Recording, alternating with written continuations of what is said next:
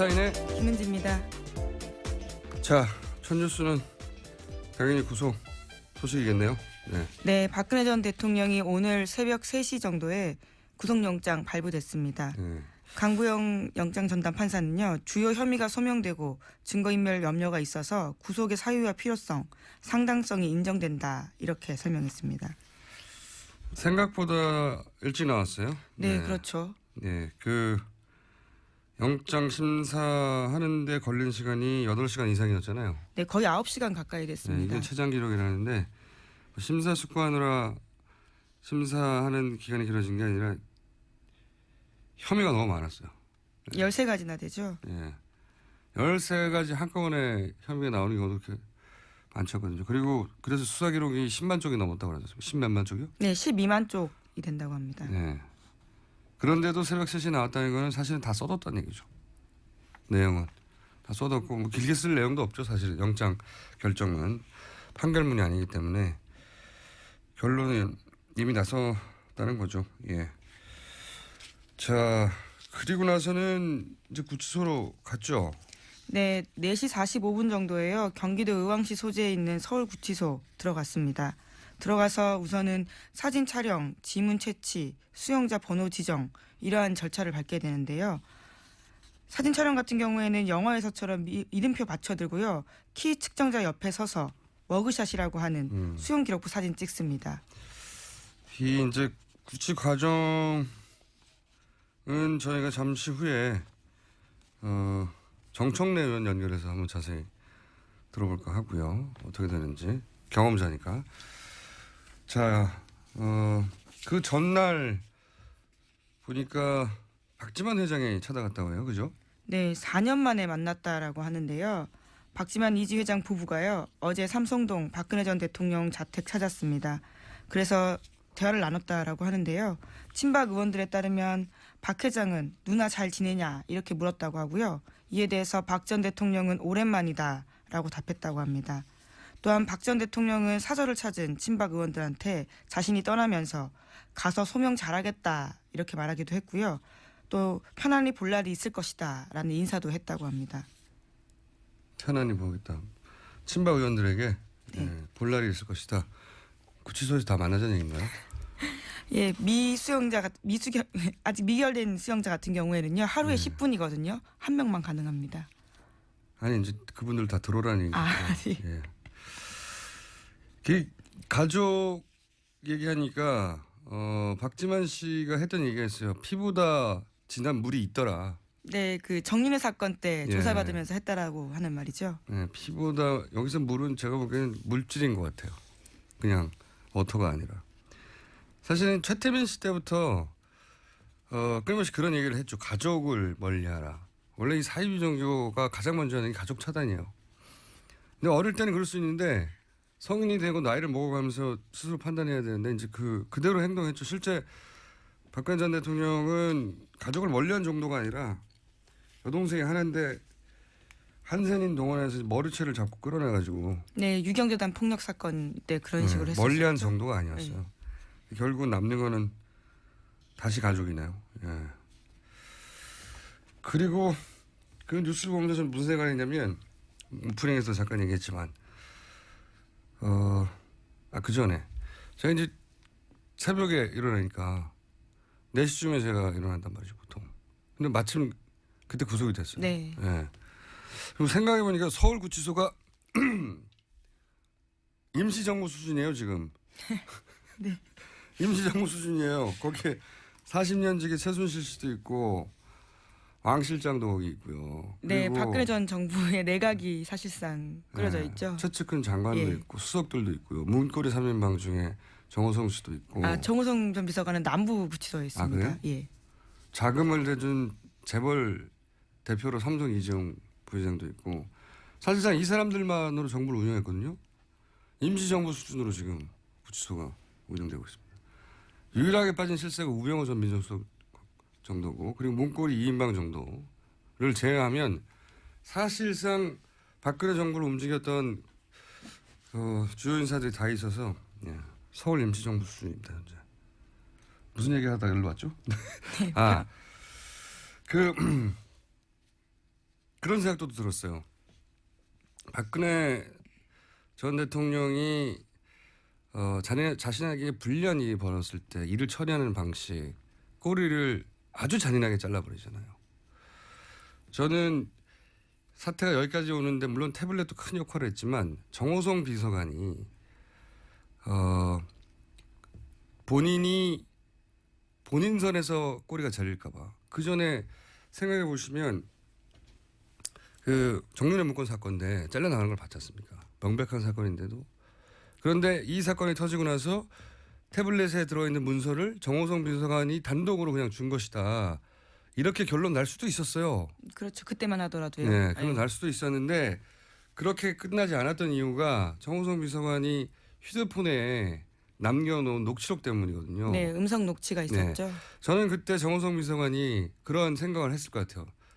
그거를 충분히 버릴 시간이 있었는데 버려지지 않고 그게 집에서 압수수색 때 나왔다는 게 다들 의아해했거든요.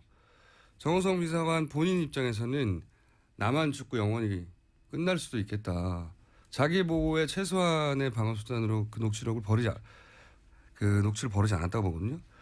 박근혜 전 대통령이 그 전에 그렇게까지 잔인하게 자기한테 불리하다 싶으면 아무리 충성했던 사람도 단칼에 베어내고 자기만 살려고 했던 그런 패턴이 아니었다면 이번엔 거꾸로 살았어요.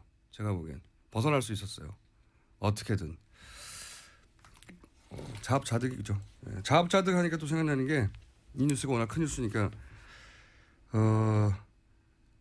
박근혜 전 대통령이 몰라온 결국은 최태민, 최순실로 이어지는 그 인연 때문인데 이 아이러니한 것이 지금까지는 알려진 게 이제 유경수 여사 사망 후에 위로 편지 때문에 인연이 시작됐다 이런 식으로 알려졌잖아요. 제가 취재한 결과는 아닙니다.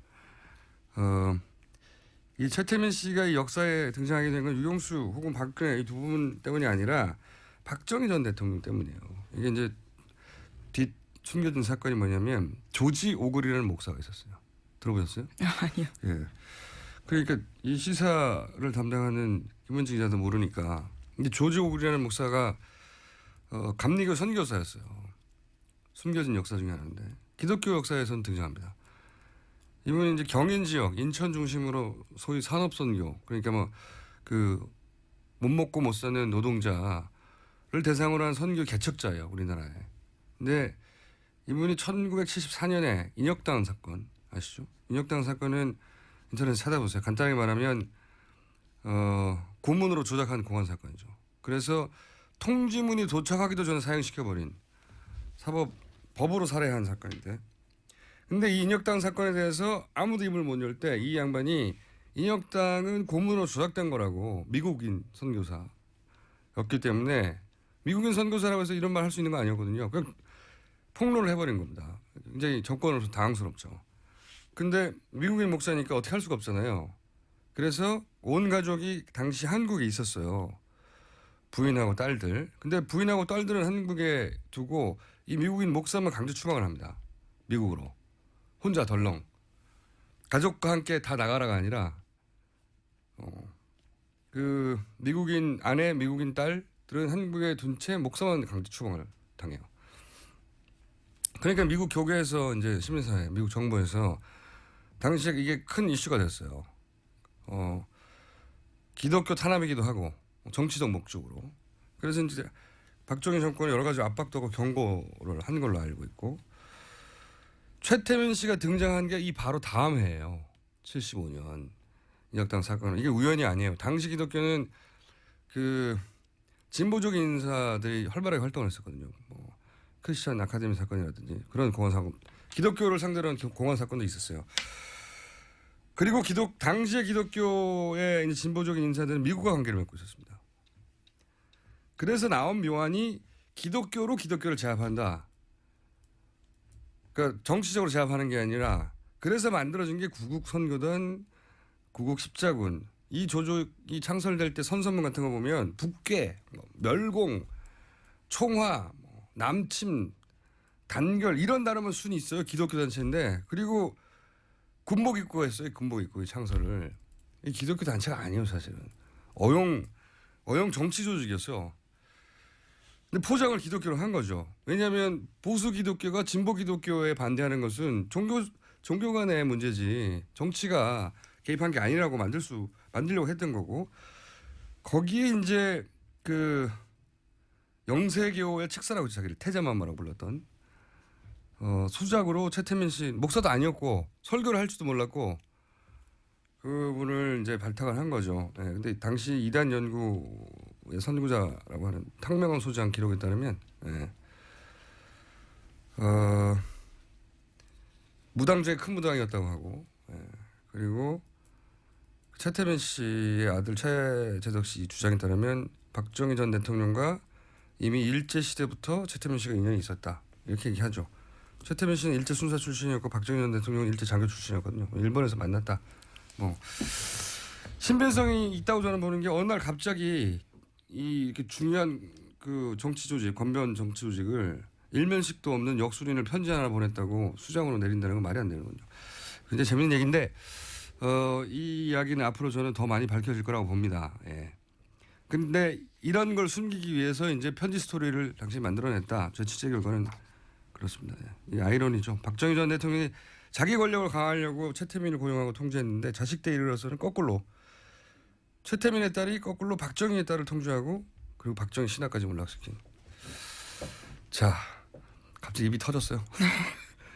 그런 일이다. 본인의 몰락은 본인이 권력욕 때문에 시작된 것이다. 본인의 신화의 몰락은. 언제 길게 얘기를 한번 할 시간이 있겠죠. 예. 내가 너무 많이 잡아먹었네. 제목 정도 정리하죠. 예. 네, 세월호 오늘 목포신항으로 출발해서요. 지금 또 목포신항을 가고 있습니다. 네. 하지만 부식이 굉장히 심각해서요. 당장 수색하기 힘들 수도 있다라는 이야기가 나오고 있습니다. 그러니까요. 그래서 뻘도 너무 많고 그러니까 조사 시기, 조사 방법 이거 원점에서 다시 고려해야 되는 게 아닌가 이런 상황인 거고요. 예. 또 제목만 급히 읽을 수 있겠습니다. 몇 가지. 왜냐하면 저기 미니 인터뷰가 하나 준비돼 있거든요. 예. 네. 뭘로 말씀을 드릴까요? 너무 많죠? 예. 우병우 수석 같은 경우에는요. 남아있는 가장 핵심적인 수석은 구속되지 않고 기소되지 않고 우병우 전 민정수석이죠. 예, 우병우 전 수석 관련해서는요. 세월호 수사 외압했다라는 거에 대해서 검찰이 수사를 하고 있고요. 이에 대해서 담당 검사의 진술도 확보했다라고 합니다. 당시 외압을 받았다고는 예. 그 외압을 받았다고는 광주지검의 그 부장검사 이제 부장검사로부터 진술 확보했다는 거죠. 외압이 있었다고. 실제로 우병우 전 수석은요. 청문회 때 전화 건 사실을 인정했습니다. 근데 외압은 아니었다고 했죠. 네네. 예. 자, 나머지 안철수 후보가 4연승해서 뭐 당연히 예상된 건데 후보로 거의 확정적이고 오늘은 한국당이 확정되죠 후보가. 예, 자유한국당 후보 확정됩니다. 예. 더불어민주당은 영남에서 경선이 있습니다. TV 토론 마지막이고. 예, 어제 마지막으로 했고요. 안희정, 이재명 두 후보가 2, 3위 콜라보를 하겠다고 하는 그런 뉴스가 있더라고요. 굉장히 개인적으로 흥미롭게 보는데 원래 결선을 가고자 하는 게 목표잖아요. 근데 두 후보가 콜라보를 해서 어쨌든 결선에 가자. 예. 굉장히 흥미로운 제안이라고 봅니다. 예. 자, 여기까지 하고요. 저희가 또 걱정하는 게 뭐냐면 박근혜 전 대통령이 이제 구속되면서 친박 집회들 안 그래도 과격해서 사실 기자들도 많이 다치고 했잖아요. 예. 그런 뉴스가 계속 쏟아져 왔었죠. 예, 저희 취재 기자들도 맞아서요. 네. 예, 상처가 나고 그랬습니다. 그러니까 뭐 특정 기자만 그러는 게 아니라 거기 예, 보이는 기자 다 네. 때리고 있습니다. 취재하는 모든 기자들 그리고 뭐 주민들에게도 그래서 제가 도대체 어느 정도인지 이 문제를 한번 간단하게 짚어볼까 합니다. 미니로 그런 뉴스만 접했지. 친박 집회의 폭행들이 어떤 식으로 벌어지고 있는지 윤석빈 전국 언론노동조합 특임부위원장 연결돼 있습니다. 안녕하세요. 네, 안녕하세요. 네, 여보세요? 네, 목소리를 네, 안녕하세요. 상쾌하게 해주십시오. 네. 그 간간히 접하긴 했는데 네. 이 친박 집회에서 이제 이 폭행 사태로 언론인들이 곤욕을 치는 게 어느 정도입니까? 지금 현재 공식 집계가 된 부분은 없는데요. 예.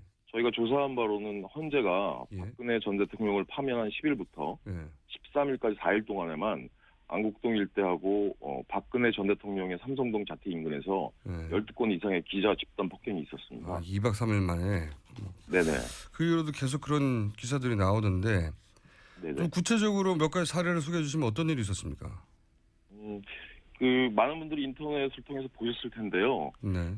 이 사건 중에는 취재 중이던 사진 기자 뒤에서 사다리로 머리를 내리치는 저도 그런 봤습니다. 장면이 잡힌 사진이 있었죠. 네, 굉장히 심각한 폭행이던데. 예, 그랬었죠. 예. 또 카메라를 잡아당기거나 예.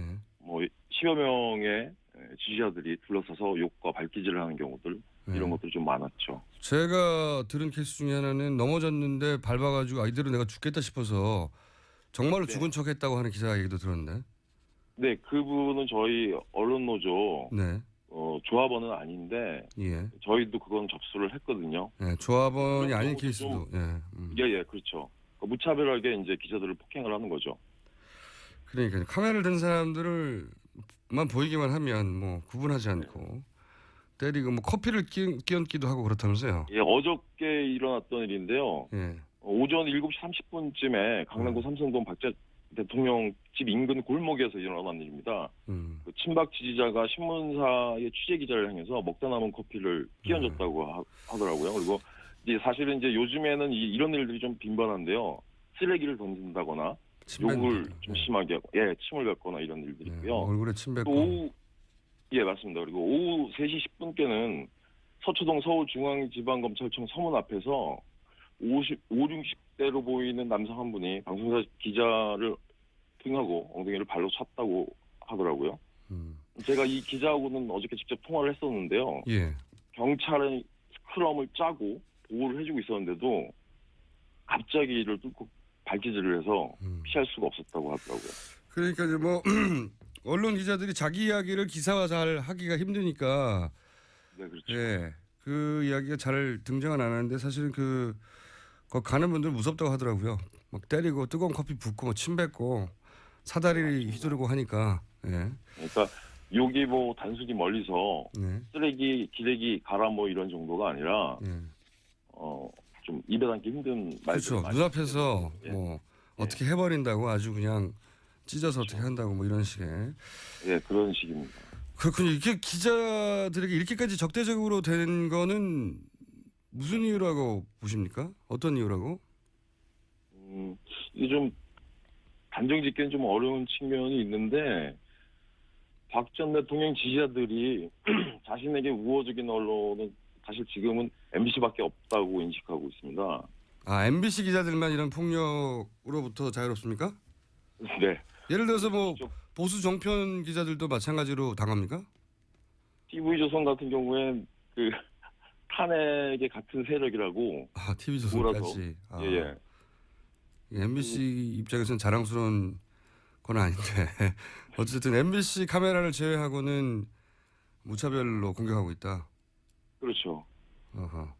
저희들이 볼 때는 친박 집회를 주도하는 이들이나 보수 인터넷 매체에서 언론 노조가 언론사를 장악하고 네. 가짜뉴스로 박 전 대통령의 탄핵을 주도했다는 식으로 여론을 왜곡시키기 때문에 저희가 좀 타깃이 되는 것 같고요. 언론 노조가 타깃이 되니까 모든 기자들이 다 좌빨, 빨갱이 뭐 이렇게 보이는 게 아닌가. 그렇게 또 실제로 얘기를 하고 계시고요. MBC를 제외한 모든 기자들이 다 좌빨이다. 예. 예. 그래서 그들이 가짜 뉴스를 만들어내서 결국 이렇게 된 거다. 인식 체계가 그렇다는 예. 거죠.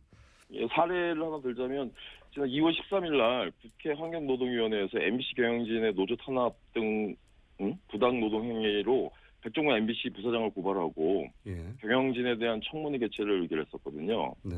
근데 3일 뒤인 2월 16일 날 MBC는 뉴스를 통해서 더불어민주당이 MBC 청문회 개최를 밀어붙이는 데에는 민주노총 산하의 언론 노조가 사실상 배후에 있다는 식으로 여론을 선동을 했습니다. MBC만 정상이라고 생각하는군요, 지금.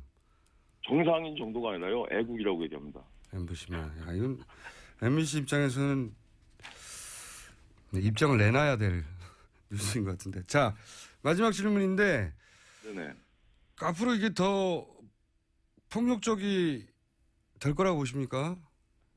아무래도 오늘 그 구속이 됐기 때문에 박 전 대통령이 구속이 됐기 때문에 좀 더 궤양될 거라고 좀 보여지고요. 사실은 파면이 됐던 날도 저희가 기자들 폭행된 사실을 전해 듣고 서울시경 앞에서 기자회견을 열고 면담을 요청한 다음에 적극적인 보호하고 가해자에 대한 엄중 처벌을 요청을 했었습니다. 경찰에. 그래서 경찰이 입장문을 공식적으로 발표를 했고 최근 들어서 스크럼도 짜주고 비교적 적극적으로 좀 보호 조치를 해주고 있는데 아무래도 지금 다시 촉발이 돼서 궤양될 수 있거든요. 4월 1일 날 또 집회들이 예고가 된 것들이 있어서 저희도 좀 예의주시하고 좀 봐야 될 것 같고요. 경찰에도 다시 한번 보호 요청을 해야 될 것 같습니다. 알겠습니다. 조심하시고요. 오늘 말씀 감사합니다. 예, 고맙습니다. 첫 번째 인터뷰 시간입니다. 박근혜 전 대통령이 구속이 됐습니다. 이제 남은 실세 우병우 전 민정수석이라고 보는데, 자, 우병우 전 민정수석을 상대로 한 청문회에서의 질문 과정에서 습가 요정이라고 하는 본인의 외모하고는 어울리지 않는 요정의 별명을 얻어낸 국민의당 김경진 요정 의원을 연결해 보겠습니다. 안녕하십니까? 안녕하십니까? 제가 웃겠습니다. 네, 저도 시사 요정이라고 불리니까요. 네. 의원님 그럼 습가 요괴라고 할게요. 네. 자, 여기까지 하고 법률적으로는 뭐 당연히 구속돼야 마땅한 상황이었던 거죠. 예, 그렇습니다. 이게 워낙 중형이 예상되는 상황이고요. 이제 법 자체 특가법 뇌물이니까 아무리 적게 해도 최소 10년이고요. 통상 대법원 양형 기준에 따르면 20년 이상 형이 선고 가능성이 높은 사건입니다. 그러다 보니까 이게 그렇게 실제로 형이 선고가 어느 정도 가시화되면 도주 우려가 있다라고 이제 법원에서는 판단을 하는 거고요. 두 번째는 이제 증거인멸 우려 관련해서는 이미 여러 차례 증거에 관한 이 잘못된 어떤 행위들이 있었지 않습니까? 태블릿 PC가 조작됐다고 얘기를 한다든지 대포폰으로 통화를 한다든지 이승철 씨에게 어떤 위증을 교사한다든지 이런 것들이 증거인멸의 우려가 그런 과정 속에서 충분히 드러났다 이렇게 보고 영장 발부를 한 것 같습니다. 자, 그 검찰 출신으로도 연결을 한 거지만 정치인이기도 하시니까 이 질문도 한번 드려볼게요. 박근혜 전 대통령의 구속은 뭐 사실상 법률적으로 거의 확실시 됐는데, 근데 이제 여기에 대해서 의견들이 분분했던 것은 박근혜 전 대통령의 구속이 이제 정치적 역풍을 불러오지 않겠느냐. 그래서 검찰이 고심이 없을 수 없다. 뭐 이런 관측들, 분석들이 있었는데, 소위 정치적 역풍에 대해서는 어떻게 판단하십니까? 그러니까 이게 구속을 해도 역풍이 있을 수 있고 구속을 하지 않아도 역풍이 있을 수 있고 그러거든요. 결국은 이 국민들의 민심에 따른 풍향계가 이 바람을 일으키는 거니까요. 근데 그렇기 때문에 이래도 역풍 저래도 역풍이라면 당연히 이 법과 원칙에 따라서 판단을 할 수밖에 없는 것이 법조계의 사정이고요. 그러면 어느 역풍이 더 적게 불 것이냐. 그래서 국민들의 마음을 이렇게 헤아려 보면 대체로 국민들 10명 중에 7명은 박근혜 대통령에 대해서 구속수사는 당연한 것이다 이렇게 생각을 하고 있고, 구속수사를 안 했으면 좋겠다라고 하는 국민의 마음은 10명 중에 3명에 불과한 이런 상황이거든요. 그래서 지금 이제 오늘 새벽에 구속 집행이 됐는데 실은 그 탄핵 막바지에 모였던 태극기 집회 참석자하고 어제 영장 실질심사를 받으러 갈 때 박근혜 전 대통령 자택 앞에 모여있던 숫자하고 현격히 다르지 않습니까? 그래서 구속이 되고 또 기소가 되고 재판에 넘어가면 그 숫자는 더더욱 줄어갈 거거든요. 그래서 우리 사회가 굉장히 합리적이고 건전한 또 이 높은 수준을 가진 국민들로 이루어진 이런 국가이기 때문에 극우 보수적 관점이 판칠 수 있는 이런 분위기는 아니라고 봅니다. 그래서 극소수가 어떤 극우 보수에 의한 역풍을 고려한다라고 하는 것은 굳이 큰 어떤 정치 상황 속에서 이렇게 의미 있는 부분은 아니다 이렇게 봅니다. 대선에 영향을 미칠 만큼의 뭐 역풍은 없을 것이다 이렇게 보시는 거군요. 예, 그렇습니다. 만약에 구속이 안 됐다면 대선 판도에 직접적인 영향을 미칠 정도로 뭔가 강한 바람이 불었을 텐데 구속이 이 법 원칙에 따라서 되다 보니까 이 대선 판도에는 아무런 영향을 미치지 못할 것이라고 봅니다. 뭐 저도 동의하는 것이 그 보수 진영에서는 구속이 가져올 역풍을 기대하겠지만 사실은 탄핵 그리고 검찰 출석, 영장 신청, 발부 이게 단계적으로 충격이 완화되어서 연착륙되었기 때문에 네. 뭐랄까요 어쩔 수 없는 일이 일어났다고 받아들여지는 정도까지 이게 단계적으로 충격이 완화된 것 같아요. 예. 그러니까 이게 대한민국 국민이요. 지금 10명 중에 9명이 대학교를 졸업한 사람들입니다. 근데 그런 국민들 앞에서 이게 그런 국민을 속일 수 있다. 또 그런 국민들 앞에서 전직 대통령이라는 이유로 특권을 받겠다라고 생각하는 것 자체가 있을 수 없는 것이고요. 근데 그런 국민들이 또 박근혜 전 대통령을 뽑았으니까요. 그런데 그 4년 동안 또 네. 저희가 많은 또 어떤 정신적인 또 정치 상황에 대해서 바라볼 수 있는 시각의 진보를 이루었습니다. 대한민국 전체의 어떤 성장도 이루어진 것 같습니다. 정치적으로. 네. 네, 네. 알겠습니다. 자, 그러면 저희가 사실은 연결한 가장 중요한 이유는 이 우병우 수사는 앞으로 어떻게 될 것인가 이야기인데 네. 어떻게 보십니까? 뭐가 남았고 간단하게 이제 지금 혐의들 정리해 주시고 앞으로 뭘 어떻게 집중적으로 조사해야 될지 짚어주십시오. 저는 당연히 우병우 수석도 조만간 검찰에 의해서 구속영장 청구가 되고 법원에서 발부될 것이다. 결국 구속될 것이다라고 보고 있고요. 네.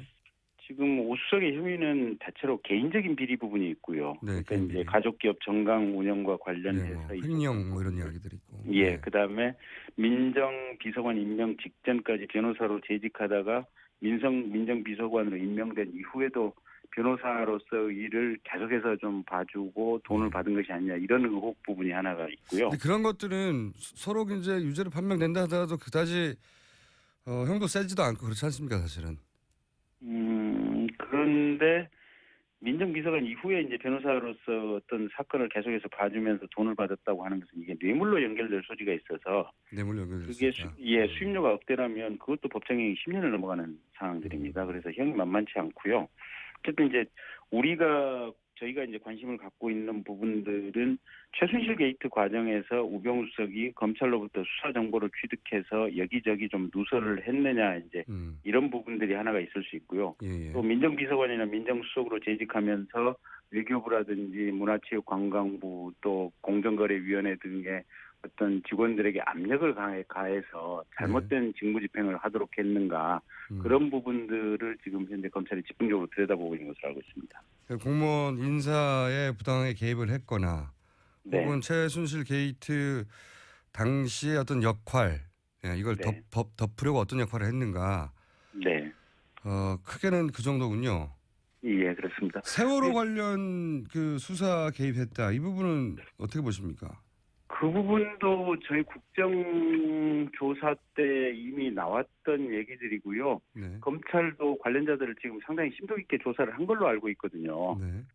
그 세월호 당시에 이제 해경이 구조를 정말로 이게 무능해도 그렇게 무능할 수가 없을 정도로 그런 방식으로 지금 구조 작업을 진행했지 않습니까? 네.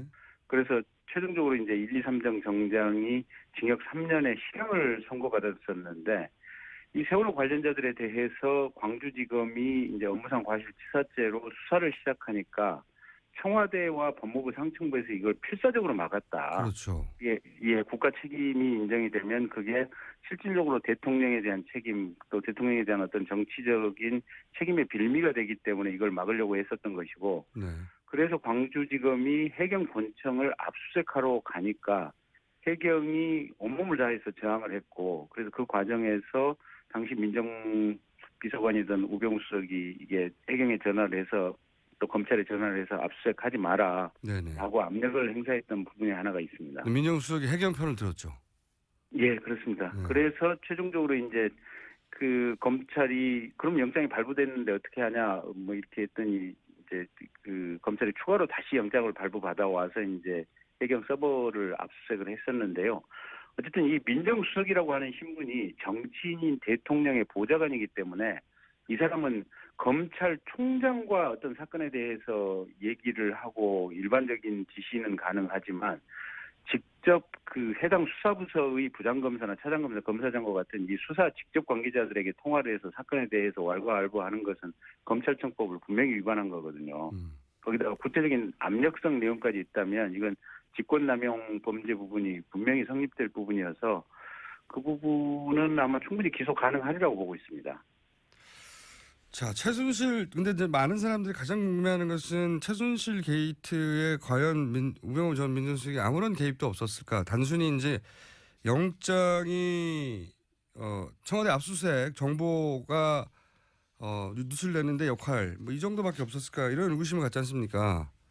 그러니까 이게 지금 어제가 세계일보 보도를 보면 그 작년 10월 29일 날에 있었던 서울지검의 청와대 압수수색하는 과정에서 민정수석실에 있는 비서관하고 압수수색을 담당하고 있던 팀의 부장검사하고 도합 6차례나 이렇게 그렇죠. 전화통화를 했다라는 내용이 있거든요. 압수수색 전에 청와대, 예. 예. 그래서 이게 수사의 주체와 수사의 대상자들이 서로 이렇게 긴밀하게 통화를 한다고 하는 것은 말이 안 되죠. 결국은 수사 정보 누설 가능성이 있지 않느냐 이제 이런 추측이 가능할 수 있는 부분이고요. 네. 실제로 제가 국정감사 과정에서 이게 말씀드렸던 대로 그 독일에 있던 최순실 씨가 한국으로 전화를 해서 이 컴퓨터라든지 이런 저런 증거물들을 지금 폐기하라라고 지시를 하지 않습니까? 전화상으로. 시점을 정해서 맞습니다. 예. 예. 그러면 그 독일에 있는 최순실 씨는 이게 검찰에서 압수수색 나온다고 하는 정보를 어떻게 취득을 했을까? 예. 결국은 우병우 어떻게 알았을까? 여기서 나온 거 아닙니까? 예, 그렇습니다. 쓸까? 네. 요괴가 되신 게, 예. 네. 그래서 그건 중간에 있는 우병우 민정수석이 중간에서 이 검찰 수사 정보를 취득해서 알려줬기 때문에 그런 과정이 가능하지 않았을까 추정이 충분히 가능한 그렇죠. 부분들이고요. 합리적 추정이죠. 예, 그다음에 또 한 가지가 예.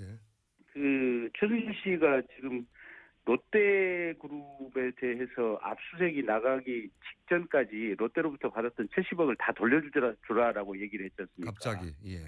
갑자기.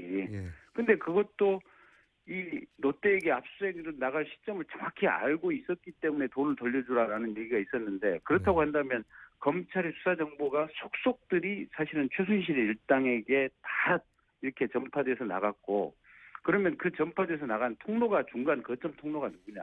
네. 그 부분 저희들은 합리적으로 추정해 볼 때 우병우 수석밖에 없다라고 네. 보는 것이고 검찰이 그 부분을 명확히 밝혀내서 우병우 수석을 단죄하고 또 검찰 내부를 단죄해야만이 국민들이 검찰에 대한 신뢰를 되찾을 수 있지 않을까 싶습니다. 그런데 이제 마지막 질문인데 소위 말하는 우병우 라인이 네. 살아 있다고 하는데 그게 가능하겠습니까? 그러니까 말입니다. 지금 그래서 사실 대통령부터 비롯해서 대통령, 삼성 부회장, 비서실장 모두가 다 가장 강한 실세들이 다 구속됐는데도 우병우 민정수석은 여전히 밖에 있어요. 대단합니다. 그래서 예. 이제 다만 이제 조금 희망적인 것은 그래도 과거보다 희망적인 것은 박근혜 대통령이 탄핵당하고 구속이 되면서 분위기는 완전히 바뀌었다라고 이제 검찰 내부에서도 느끼고 있기 때문에 과거보다는 조금 더 적극적인 수사 의지를 보이고 있는 것은 분명한데요. 이제 그래도 검찰 자신들의 어떤 내부 치부를 검찰 스스로 얼마만큼 수사할 수 있을 것인가 이제 이게 관건이고 사실은 그게 한계가 있을 수밖에 없다라고 보고 있습니다. 그래서 저희로서는 일단 검찰이 제대로 수사하고 있는지를 국회에서는 이 행정부 감시 견제 기능을 통해서 적극적으로 좀 들여다보고 감시를 하면서 조금 부족하다 싶으면 특검을 추진할 수밖에 없지 않나 싶습니다. 우병우 특검이 가능할 수도 있겠다. 이런 말씀이시네요. 네. 네. 왜냐하면 다른 사람들은 검찰이 밖에 있는 사람을 잡는 거지만 우병우 사건 같은 경우에는 검찰이 내부에 있는 사람들을 잡아야 할 수도 있다. 한마디로. 그러니까 그 지난번에 이제 윤곽근 팀장에 의해서 우병우 수석에 대해서 이제 특별수사반이 꾸려졌을 때 가장 기본이 되는 휴대전화 통화내역 조회도 안 했다는 거 아닙니까? 아무것도 안 했죠. 이게 그때. 박영수 특검이 통화내역 조회를 해봤더니 상당히 많은 일선 검사들 검찰과 통화가 있었다라는 얘기가 지금 흘러나오고 있거든요. 그런데 민정수석이라고 하는 것은 이게 정치적인 자리이기 때문에 검찰총장과 통화를 하는 것은 가능하지만 검찰총장 이외의 일선 검사들과 통화를 해서 사건 내역을 파악하는 것은 전부 검찰청법 위반인 겁니다. 알겠습니다. 오늘 여기까지 하겠습니다. 감사합니다. 네, 고맙습니다. 네, 지금까지 시사 요괴 제가 오늘 붙였습니다. 국민의당 김경진 의원이었습니다. 네, 원래 두 번째 순서는 전화 연결을 하려고 했는데 갑자기 스튜디오에 나타나셨어요. 정청래 전 의원 나와 계십니다. 안녕하십니까? 여러분 안녕하십니까? 이 시대 참 서울구치소 전문가 정청래입니다. 지나가는 길에 들렀어요. 저희 집 근처에요 여기가. 아 그렇군요. 하필이면. 네. 다음부터는 그냥 전화를 해주세요. 또 나올게요. 자, 박근혜 전 대통령 시간이 짧아가지고 오늘은 빨리빨리 진행해 볼게요. 다음에는 저희가 좀 길게 시간 잡아서 모시겠습니다. 네. 저희가 오늘 모신 거는 이제 서울구치소를 여러 번 다녀가셔가지고 구치소 사정을 잘 아셔서 네. 구치소 전문가로 불렀습니다. 네. 다른 정치적 견해 안 궁금하고요. 구치소. 서울구치소 2번 갔다 오고요. 네. 옥중투쟁위원장까지 역임한 사람은 흔치 않습니다. 그리고 국회의원이 된 사람도 흔치 않고요. 네. 그리고 국회의원 됐다가 지금 이제 아무 백수시고요. 우선 박근혜 전 대통령 구속영장 발부에 대해서 한마디 하신다면요? 사필 규정 자업자득. 네, 뭐 거기까지는 당연합니다. 네. 근데 정치인 한 사람으로 저도 사실은 당연히 박근혜 전 대통령은 구속돼야 된다고 생각하는 사람 100%될 거라고 봤어요. 그리고 되어야 마땅하다고 생각하는 사람이지만 또 기쁨과 동시에 착잡함도 있더라고요. 네 그렇습니다. 예. 그러니까 대한민국 헌법 11조 모든 국민은 법 앞에 평등하다. 헌법수 의지가 없었던 박근혜 대통령을 탄핵하고 헌법이 또 지켜진 거잖아요. 구속됨으로써. 예.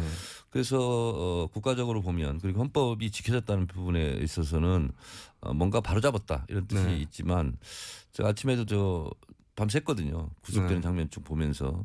그래서 트위터도 그렇게 썼어요. 참 기구하다. 네. 그리고 자연인으로서는 참 기구한 운명이죠. 예. 개인적으로 참 안 됐다. 예. 그러나 이것이 개인의 문제를 떠나서 국민과 국가의 문제이기 때문에 어쨌든 법정의를 바로 세우는 차원에서는 잘된 일이다 이렇게 보고 있습니다.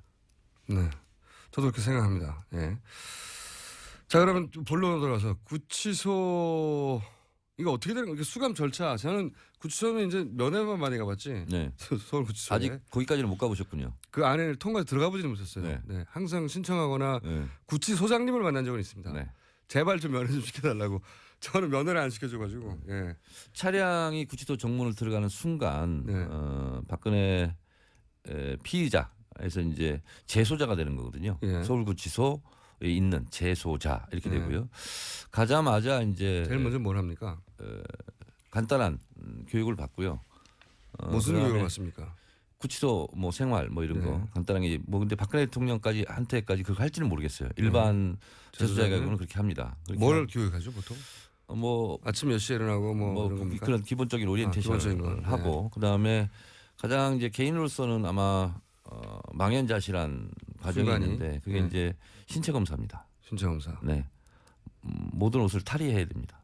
탈의해야 하고. 네. 그리고 이제 뭐 이렇게 물론 뭐 여성은 여성 교도관이 그렇습니다. 남성은 남성 교도관이 그렇습니다. 하지만, 예.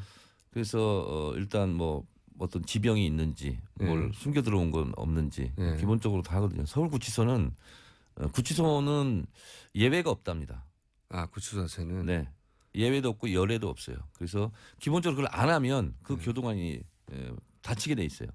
그럼 사실 뭐 이렇게 뭐 숨겨 들어온다든가 이런 게 있으니까. 네, 그렇습니다. 그리고 실제로 그건 당연히 해야 됩니다. 예. 그건 어느 누구든 대통령이 금속으로 만든 것들은 다 안 된다면서. 다 안 됩니다. 안경도 뿔테야 하고. 네, 그렇습니다. 그래서 핀도 플라스틱은 되고. 본인이 제일 이제 괴로운 과정이 아마 머리핀 뽑는 거지 않을까. 그러니까 금속이기 때문에 안 된다. 네, 그렇습니다. 예. 그래서 그런 절차 검신이라고 하죠. 검신. 네, 그렇습니다. 아니 그 전에 한 가지 궁금한 게 보통 이제 지난번 특검은 검찰청에서 한 게 아니기 때문에 네. 구치소에 아예 대기하고 있었잖아요. 네. 그 영장 심사하는 과정 중에 네. 검찰에서 대기하고 있을 때는 어디가 있습니까? 보통 비둘기장이라고 하는 검찰 유치장이 있거든요. 비둘기장? 한 평 정도 되는. 한 평. 굉장히 숨막히는 좁은 공간이에요. 저도 네. 거기 가봤는데 박근혜 대통령은 조사받았던 네. 1001호 옆에 네. 있는 1002호에 있었다고 그럽니다. 그건 좀 특별한 배려였죠. 아, 배려였군요. 네. 비둘기방이 아니었고. 네, 비둘기장이 아니었어요. 보통은 비둘기장이라고 하는 곳에 일부러 오래 넣어두죠. 그렇습니다. 답답해서. 면회를 물어주라고. 안 시키려면 조사도 안 하면서 일부러 불러가지고 하루 종일 거기 이렇게 있게 하고 그다음 들여보내고 이런 경우도 있습니다. 특수 용어가 있지 않습니까? 불러뽕이라고 불렀다가 조사를 안 하는. 저도 그 불러뽕을 한번 당했습니다. 블루뽕을 다 한다면 멘붕이 된다면서요. 그렇습니다. 네.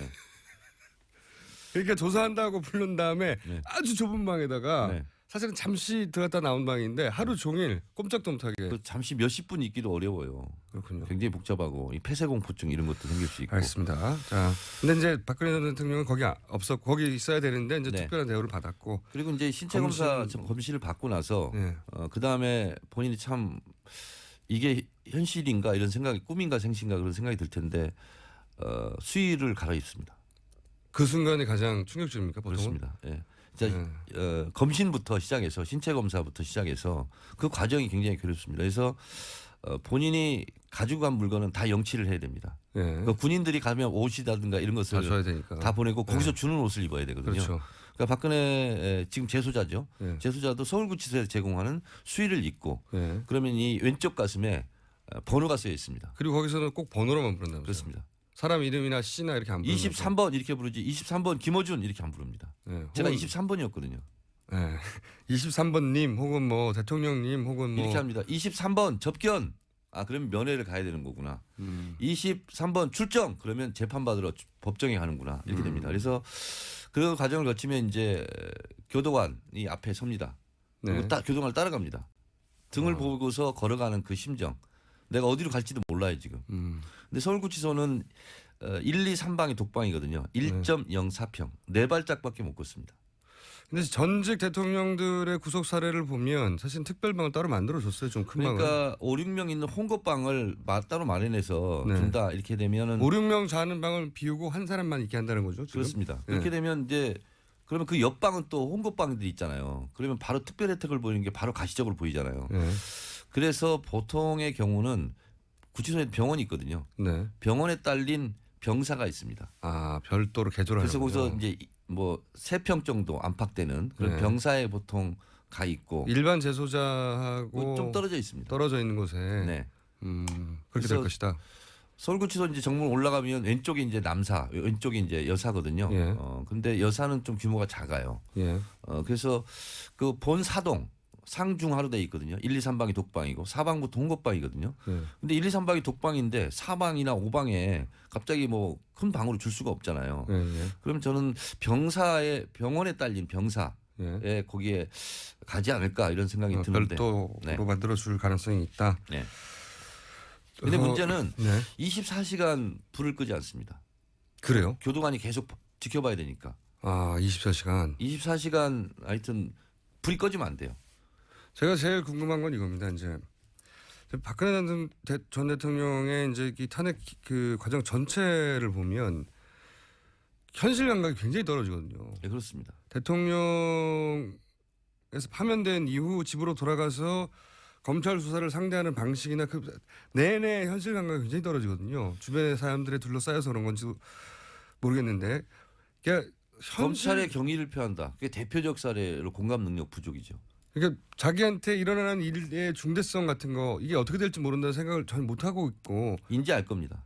근데 어느 순간 사실은 자연인으로 돌아가고, 이게 대통령 코스프레가 아주 남아 있었던 거거든요. 네. 여전히 정신적으로 나는 대통령이고, 그런데 그 자연인으로 언제 돌아옵니까 보통은? 그러니까 이렇게. 아마 영장실질심사 끝나고 예. 검찰청 300m 이동할 때 예. 뒷좌석에 탔는데 가운데 앉았어요. 껴서 여성 수사관 2명 사이에. 그때 아마 현실을 처음으로? 확실하게 느꼈을 것이고. 그리고 이제 앞으로 처음으로 그렇게 했군요. 평생. 처음이었을 거예요. 껴서 타서 가운데. 경찰 여성 경찰관이죠. 여성 수사관. 예, 수사관. 서울구치소 갈 때도 똑같이 그렇게 갔거든요. 어. 아마 그 중앙지법에서 검찰청 300m 이동할 때 그때 현실을 아마 느꼈을 겁니다. 처음으로. 그리고 이제 앞으로 이제 재판을 받게 될 건데 뭐 어쨌든 10년 이상 무기징역까지 가능하니까요. 양형 기준상. 수감된 이후에 이것이 내 현실이라고 받아들이는 순간은 언제입니까? 이제 밥이 들어옵니다. 일식 삼참. 예. 19통으로. 예. 그러면 그걸 받는 순간 아마 못 먹을 거예요. 처음에는 거기에 눈물을 많이 쏟을 겁니다. 다들 그럼 의원님도 그렇습니다. 의원님도 저도 딱 그 순간 예. 이 어떻게 의원님은 밥을 먹어요? 그걸? 아무거나 잘 드실 것 같은데 아니, 처음에는 좀 괴롭습니다. 그게 적응이 되는데 현실로 받아들이는데 얼마나 걸릴까? 사람마다 차이가 있겠지만 이게 이제 낙차가 굉장히 크지 않습니까? 예. 현직 대통령에서 재소자로 불과 한 달 전이니까요. 굉장히 힘들 겁니다. 초반에는. 심리적으로. 그리고 심리적으로 많이 붕괴되고 예. 그리고 이제 혼자 대화할 상대도 없고 예. 고립무원에 빠지는 거 있지 않습니까?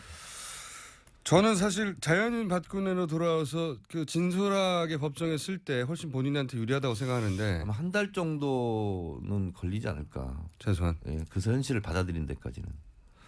오늘은 여기까지 해야 될 것 같고요. 좀 아쉽습니다. 저는 안 하십시옵니다. 구치소 경험 이야기 제가 평소에 들어봐도 굉장히 재밌는데 자 오늘은 여기까지만 하겠습니다. 정청래 전 의원이었습니다. 감사합니다. 네, 고맙습니다. 박근혜 전 대통령이 수감된 오늘 세월호는 목포 신항을 향해서 출발했습니다. 방금 전에 출발했는데요. 어제 세월호 선체조사위원회와 함께 세월호를 직접 둘러본 유해 발굴 민간 전문가 송 장건 씨 전화 연결됐습니다. 안녕하세요. 예, 안녕하십니까. 네, 세월호 특조위에서도 활동하셨죠? 예, 그렇습니다. 예, 세월호 특조위에서는 어떤 일을 하셨습니까? 주로 조사 업무를 했는데, 네. 그 중에서도 이제 그 참사 당일 이제 해경의 구조 적정성에 대해서 네, 조사를 했습니다. 그렇군요. 그 이전에도 진실화해위원회에서 민간 학살 유해 발굴 여기 참여하셨었죠? 예. 예, 그 진실화해위원회 이제 민간인 학살 유해 발굴 관련해서 저희가 이제 프로젝트를 수행한 적이 있습니다. 그렇군요. 어제 세월호를 직접 보셨습니까? 예, 그 선체조사위원회 위원님들과 함께 네. 그 반잠 수정에 함께 올라서 직접 육안으로 확인을 했습니다. 네, 민간인은 처음 보신 건데 어제 직접 눈으로 본 세월호가 생각보다 많이 망가졌다, 참담하다 이런 보도가 나왔는데 직접 보시니까 어떻던가요? 제가 세월호 특조위에 있으면서 그때 당시 참사 당시에 이제 123정이 체정했던 네, 영상 등을 봤는데 제가 봐왔던 영상과 어제 봤던 이제 세월호 전체를 봤을 때 훼손이 좀 많이 된 걸로 네, 확인이 되었습니다. 그렇군요. 그 직접 보고 이제 눈물을 터뜨린 분도 있다고 하던데 이게 뭐 변형이 많이 됐던가요? 예, 3년간 이제 바닷속에 있었고, 뭐, 침몰 당시에, 뭐, 어떤 이유인지 모르겠지만, 뭐, 침몰 당시의 영향이라든지, 아니면 뭐, 바닷속에서 뭐, 조류의 영향, 뭐, 그 외에 저희가 지금 알 수는 없지만, 어떤 영향인지는 모르겠지만, 하여튼, 뭐, 선실 들어간 입구라든지, 뭐, 외형이, 많이 훼손이 되었습니다. 생각보다 많이 훼손이 됐다. 그 유해 발굴을 이제 육지에서는 많이 해보셨는데 이게 이제 바닷속에서 건져 올린 유해 발굴이라는 게 이게 흔한 일이 아니기 때문에 그런 일은 경험해 보신 적이 없죠, 당연히. 저는 이런 경우는 처음이고요. 그리고 우리나라에서 가장 이제 이 유해 발굴 중에 이제 권위자로 알려지신 예. 박순주 교수님도 이런 사례는 한국에서는 처음이라고 말씀을 하시더라고요. 드문 게 아니고 처음이군요. 예. 아, 예. 예. 그럼 앞으로 이 미수입자 수색 작업은 어떤 식으로 진행해야 할 것 같다고 어제 회의로는 결론이 났나요? 예, 어제 위원님들께서 예. 직접 선체를 보시고 결정 내린 게, 예. 일단 선체 내부를 전혀 확인을 할 수 없는 상황이기 때문에, 네. 뭐 어떤 방식으로 하겠다, 네. 섣불리 결정을 내리기보다, 먼저 이제 육상에 거치된 후에, 네. 선내 내부 상황을 파악하고, 그 다음에 이제 천천히 이제 순차적으로, 네. 하는 게 맞다. 음. 그렇게 결정 내리신 걸로 알고 있습니다. 한마디로 말해서 그 전에 이제 해수부가 뭐 며칠 만에 어떻게 하고 며칠 만에 절단하고 이런 이렇게 일정을 정해서 밀어붙일 게 아니라 기본적으로 상황 파악부터 제대로 해야 되겠다고 이제 원론으로 돌아간 거군요. 원점으로. 예. 예, 뭐 배가 지금 선체 내부를 알고 있는 사람이 아무도 네. 없을 뿐만 아니라 네. 직접 이제 수색 요원이라든지 유해 발굴 전문가들이 이제 선체 내부에 들어갔을 때 예. 어떤 상황을 맞닥뜨릴 수 있을지 지금 예측이 불가능하고요. 아무도 모르죠, 사실은. 예. 예, 그렇다고 이제 지금 뭐 해수부에서 제안했던 뭐 그런 계획대로 한다 해서 예. 원활하게 유해 수습이 될 거라고 네. 뭐 장담을 할 수 없는 상황이기 때문에 뭐 원론적인 이야기지만 뭐 처음부터 차근차근 해가는 게 저도 뭐 보기에는 맞는 것 같습니다. 더구나 이제 그 예상치 못했는데 이제 뻘이 너무 많다고 어느 정도의 뻘이 예. 있는 것으로 추정됩니까? 지금 어제 반잠 수정에 올라갔을 때는 네. 위원님들께서 보시기에는 일단은 선체 밖으로 일단은 그 선체 밑면이죠. 네. 빔 위에 올라가 있는 그 빔 위에 선체가 올라가 있는데 그 밑부분 거기에 한 600톤 정도 지금 회수와 함께 나와 있는 걸로 확인됐고요. 나온 것만 600톤이라고요? 예. 예. 그리고 거기에 이제 인양을 담당하셨던 분들의 이야기를 들어보니까 선체 내부에 약 1000톤의 뻘이 있지 않겠냐. 내부에만 또 그렇게 1000톤이. 아. 예, 그래 추정을 하고 계시더라고요. 그러면 그 뻘 이제 뼈들이 지금 정상적으로 붙어 있지 않을 거라고들 다들 추정하기 때문에 그 예. 뻘을 차근차근 살펴보는 것만 해도 상당한 시간이 걸리겠습니다. 예, 이게 참 오랜 시간이 걸릴 수도 있는 작업인데, 예. 저희가 이제 9분의 미수습자를 온전하게 수습하기 위해서는 그게 꼭 필요한 작업이라고 생각되거든요. 네네. 왜냐 그러면 이제 3년간 세월호가 바다 밑에 있었지 않습니까? 네네. 해저 상황이라는 게 뭐 육상에서의 이제 상황이랑 달라서 뭐 조류라든지 네. 그리고 뭐 해저 생물 그리고 뭐 그런 것들의 영향을 받을 수 있고요. 그리고 인양 과정에서도 이제 이 선체가 흔들리지 않습니까? 네. 그러다 보면 이제 우리가 예측하고 있던 위치 거기에 꼭 미수습자분들이 있을 거다. 그래 확정짓기가 어렵거든요. 네. 그렇기 때문에 이제 확정할 수 없는 상황에서 이제 그 뻘과 함께 유해가 이제 소실되거나 아니면 선체 내부에 뻘과 함께 이제 유해가 섞여 있을 경우도 이제 저희가 추정을 할 수 그렇죠. 있죠. 그렇기 때문에 뻘을 다 확인해야지 온전한 이제 미수습자분들의 온전한 수습이 가능하지 않겠나. 더군다나 이제 그 어린 아이도 포함되어 있기 때문에요. 9명 중에는. 예. 뼈 조각이 굉장히 작을 수 있지 않습니까? 예, 그렇습니다. 지금 저희가 파악하기로는 미수습자 9분 중에 가장 어린 그 미수습자 분이 그 참사 당시에 6세로 제가 알고 있습니다. 네, 권혁규군. 예. 예. 혁규군은 뭐 성인들도 있겠지만 네. 성인 기준으로 이제 뭔가를 이제 유실 방지 장치를 한다 하면 이제 아직 미성장 상태였던 혁규균의 유해가 이제 소실될 수 있는 거죠. 그렇죠. 생각지 못했던 지점인데 이제 뻘 속에 뼈들이 있을 때 어떻게 그 뻘을 하나하나 가장 뼈가 작은 걸 기준해서 걸러낼 것인지 이 문제는 이런 문제에 대해서 해수부가 꼼꼼한 계획이 있던가요? 세부적인 계획이? 뭐 유실 방지망을 친 걸 봐서도 네. 거기에 대한 진지한 고민을 한 것 같지는 않더라고요. 그래요. 예. 참. 그러니까 별 구체적인 계획이 없는 것으로 보인다는 거죠, 지금. 뭐 아마도 뭐 지금은 미수습자 수습 관련해서 이야기만 하고 있지만 네. 뭐 이제 선체가 올라오면 뭐 제1순위는 미수습자 수습이겠지만 네. 차후에 이제 뭐 선체 조사라든지 이제 그 할 게 많지 않습니까? 네. 거기에 대해 뭐 해수부가 거기에 대한 세부적인 플랜이 있었다면 네. 이렇게 우왕좌왕하지는 않았을 거다. 그렇게 좀 제가 보이네요. 실제 가서 보시니까 예. 구체적인 계획이 있었다면 착착 그 계획대로 했으면 될 텐데 이거 우왕좌왕하고 있다는 말씀이시죠. 예.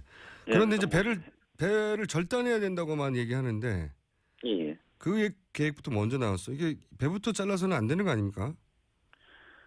그러니까 지금 선체 안의 상황이 어떤지도 모르는데 일단 예. 잘라놓고 보자. 예. 그리고 뭐 잘라놓고 뭐 일단 미수습자 수습을 하자고 이야기하는데 만약에 이제 장기적인 계획이 있고 거기에 따라 세부적인 계획이 있다면 섣불리 그런 이야기는 못하죠.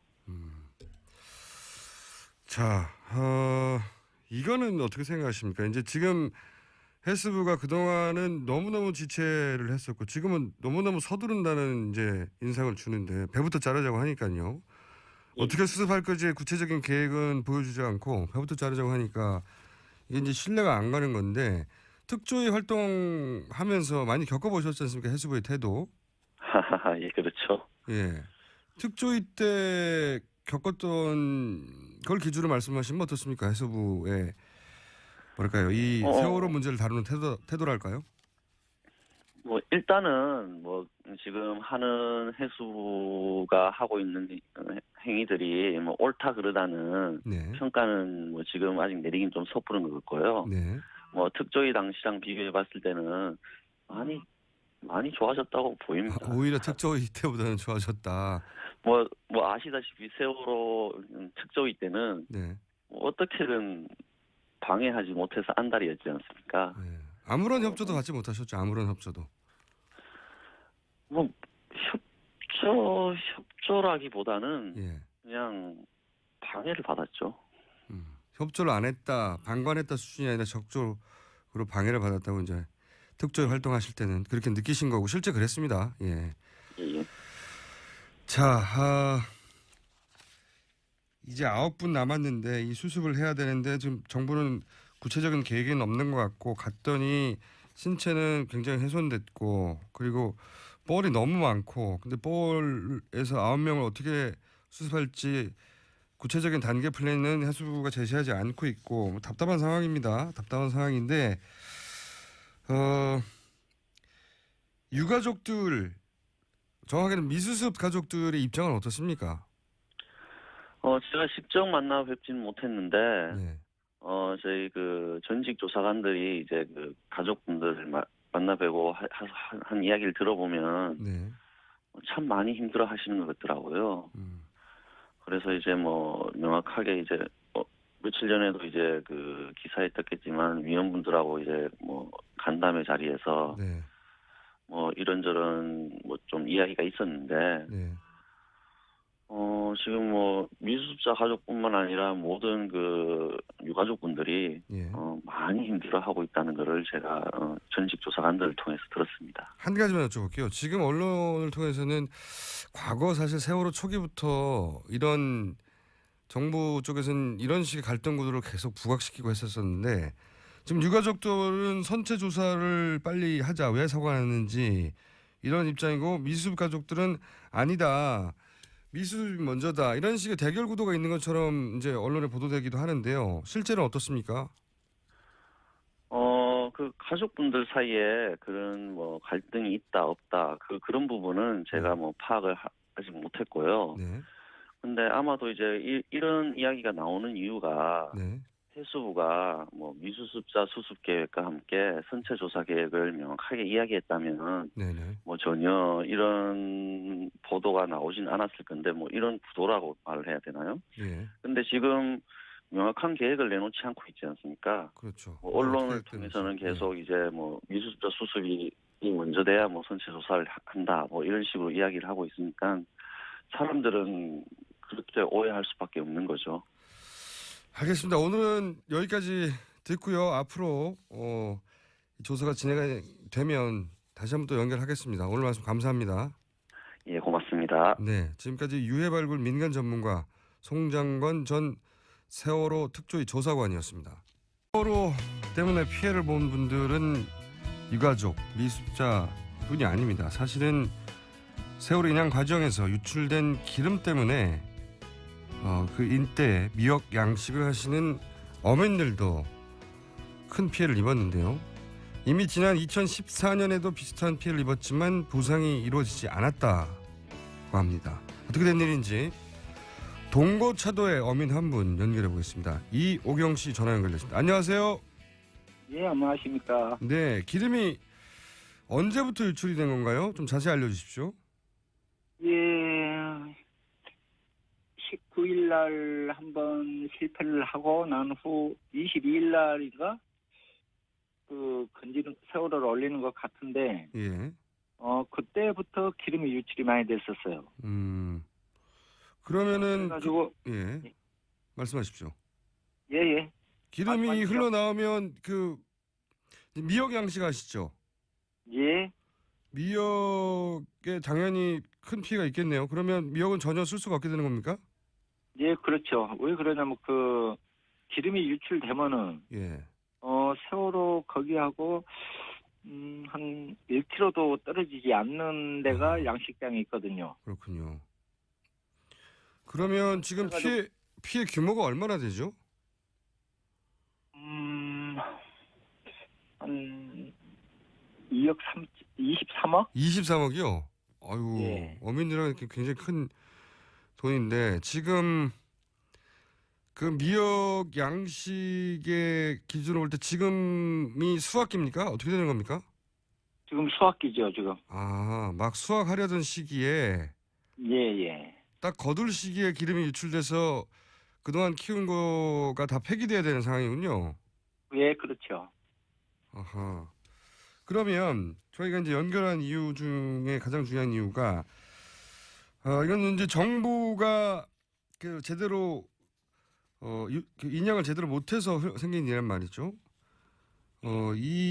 그러겠지요. 정부가 네. 그것을 미리 알았으면 방지 작업이나 무엇을 철저하게 해놓고 그러니까요. 했을 경우에는 그래도 기름 유출이 된다 하더라도 이렇게 많은 미역 양식장에 오지는 않았으리라고 생각해요. 네, 기름 유출 상황에 대해서는 전혀 대비를 안 했던 거군요. 그죠?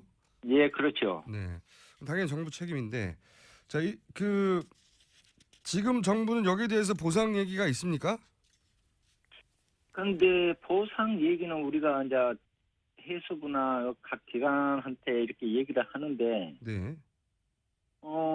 우리는 2004년도에 한번 이 정부한테 속아갖고 당하는 뭐가 있어가지고, 2004년이요? 아니면 2014년이요? 2년 14년이요. 2014년 세월호 사고 때. 예. 예, 예. 그때 기름 유출이 많았죠. 네네. 그때 어떻게 당하셨어요? 국무총리, 정홍원, 국무총리하고 해수부 장관, 네. 이주영 씨, 여러, 기관들에서 높은 사람들이 와가지고, 동거차, 서거차는 특별 재난 구역이니까 걱정하지 마라. 네. 거기까지는 저도 기억나는데. 예. 예, 모든 피해 무슨 바로 해주겠다. 라고 그렇게 약속을 하고 이제 갔거든요. 네. 그러는데 1년이 지나도 안 되지, 2년이 지나도 안 되고, 3년 되니까, 그나마 그 10분의 1이나 줬을까요? 그 각 피해 어민들에게 10분의 1 정도? 예, 예. 3년 차, 그러니까 올해네요? 이제 작년, 횟수로는 작년이구나. 네, 10월, 11월, 8월, 빨리 탄 사람들은 6월 달에도 타고, 네. 이제 조금 늦게 한 사람들, 거의 10월까지는 거의 탄 걸로 알고 있어요. 그런데 그것도 다 해준다고 그랬는데 예를 들어서 1억 손해인데 한 1,000만 원 보상 이 정도 수준입니까? 그러죠. 1,000만 원도 못 받는 사람도 있고. 그래가지고 너무 터무니없이 나가지고 예. 한 7사람은 그 보상을 안 받고 지금 소송을 건놨습니다. 그렇군요. 이게 좀 그 보험으로 처리가 되는 걸로 저는 알고 있었는데. 그때 당시에요? 네네. 보험하고는 관련이 없었나요? 어떻게? 보험하고는 해수부에서 했었으니까. 네. 그때 당시에는 또 유로 드림이라는 그 보고 손해사정인. 네네네. 예, 그쪽을 통해 갖고 이제 우리는 했거든요. 전혀 모르는 법에 대해서 모르니까. 네네. 그런데 그쪽 손해사정인 그쪽에서 정부한테 휘말리는 근무가 있더라고요. 정부한테 휘말린다. 예. 그래가지고 그렇게 되는 것 같았습니다. 이게 보험회사하고 어떤 이야기가 오갔긴 오갔는데 보험에 대해서 잘 모르시니까. 근데 어쨌든 결과 잘 아는데 예. 너무 강력하게 국가에서 그렇게 해버리니까 예. 이 소매 사장님이 얼떨떨 하더라고요. 아, 국가에서 강력하게 보험회사한테 여러 가지 지시를 하니까 예, 보험회사는 예, 정부의 뜻에 따르는 수밖에 없는 것 같더라. 예. 예. 그리고 어쨌든 결과적으로는 정부가 내놓은 보상액은 10분의 1 수준에 불과했다. 3년 차. 예, 예. 그것도 사고 나서 예, 예. 3년 차 되는 해 나왔는데 그래서 이제 이번에도 이런 3년 전에 그렇게 큰 사고 그리고 이제 국무총리나 해수부 장관이 와서 약속한 보상도 3년이나 걸렸고 10분의 1밖에 안 됐는데 예, 예. 이번에 이제 상하이 셀비지가 인양하면서 기름 유출돼서 또다시 20억 이상 손해를 봤는데 이걸 정부를 믿고 그냥 기다려가지고는 안 될 일이다 이렇게 판단하신 거군요. 예, 그러죠. 아하. 그래서 답답한 마음에 어민들이 이제 배를 몰고 나가신 거 아니겠습니까? 예, 그렇죠. 네. 왜냐하면은 그렇지 않으면 보도도 안 되고 언론에 안 알려지니까. 예, 예. 그래서 어젠가요? 나가신 게? 예, 어제 아침입니다. 네. 그 몇 분이나 나가신 겁니까? 한 50명, 60명 나간 것 같습니다. 5, 60명. 네. 예. 대부분 동호차도 주민들은 마찬가지 생각이시니까요. 정부가 거짓말을 했다고 생각하시니까 그러죠. 다들 나가신 거군요. 그랬더니 정부의 반응은 어땠습니까? 회의를 하자 이런 반응이 있던가요? 아니, 그래가지고, 네.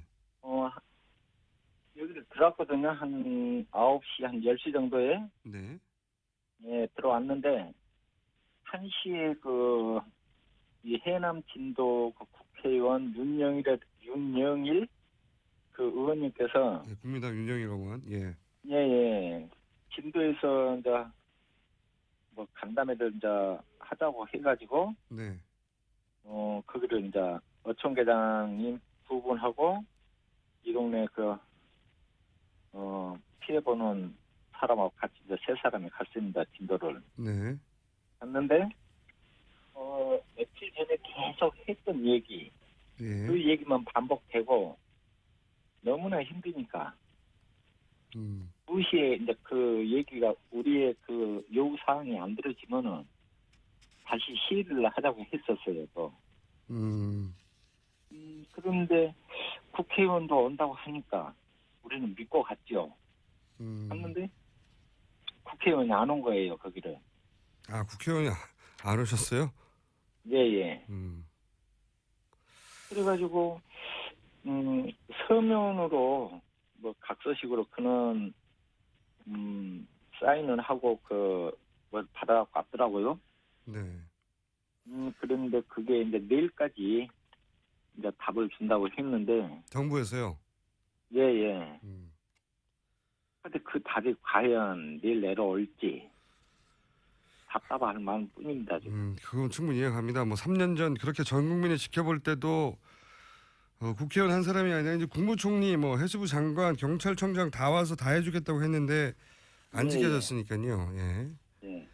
그러니까 지금 이미 이제 배는 떠나는데 배가 떠나고 난 다음에 남아있는 동고차도를 보상해 주겠냐, 지켜주겠냐 이런 분위기네요. 주민들은. 그렇죠. 그렇지 예. 않았을 경우에는 어제도 그러고 오늘도 그러고 또 해상시위는 계속 했죠. 배를 못 갖고 가게끔. 그렇죠. 그거밖에 방법이 없으니까. 그렇죠. 잘 알겠습니다. 이 문제는 저희가 그러면 계속 관심을 가지고 해수부에 질문도 하고 해볼 텐데 네. 사고 당시 얘기를 연결된 김에 제가 여쭤보자면 네. 당시 혹시 구조 작업에 참여하셨나요? 세월호 처음 사고 당시에요. 네네. 예, 그렇죠. 다 직접 보셨군요. 네. 그때 하시기 쉬운 얘기일지 어려운 얘기일지 감이 잘 안 잡히는데 그때 구조 작업이 잘 됐나요? 제대로? 구조 작업이요. 예, 아이들을 왜 이제 그 TV 화면으로만 본 사람들 그리고 지금까지도 구조 작업이 제대로 안 됐다. 그러니까 배가 그렇게 오래 떠 있었는데 안 됐죠. 제대로 안 됐죠. 예. 뱃사람으로 이렇게 배 바다에 사시는 분으로서 그 이해 가는 상황이었나요 당시?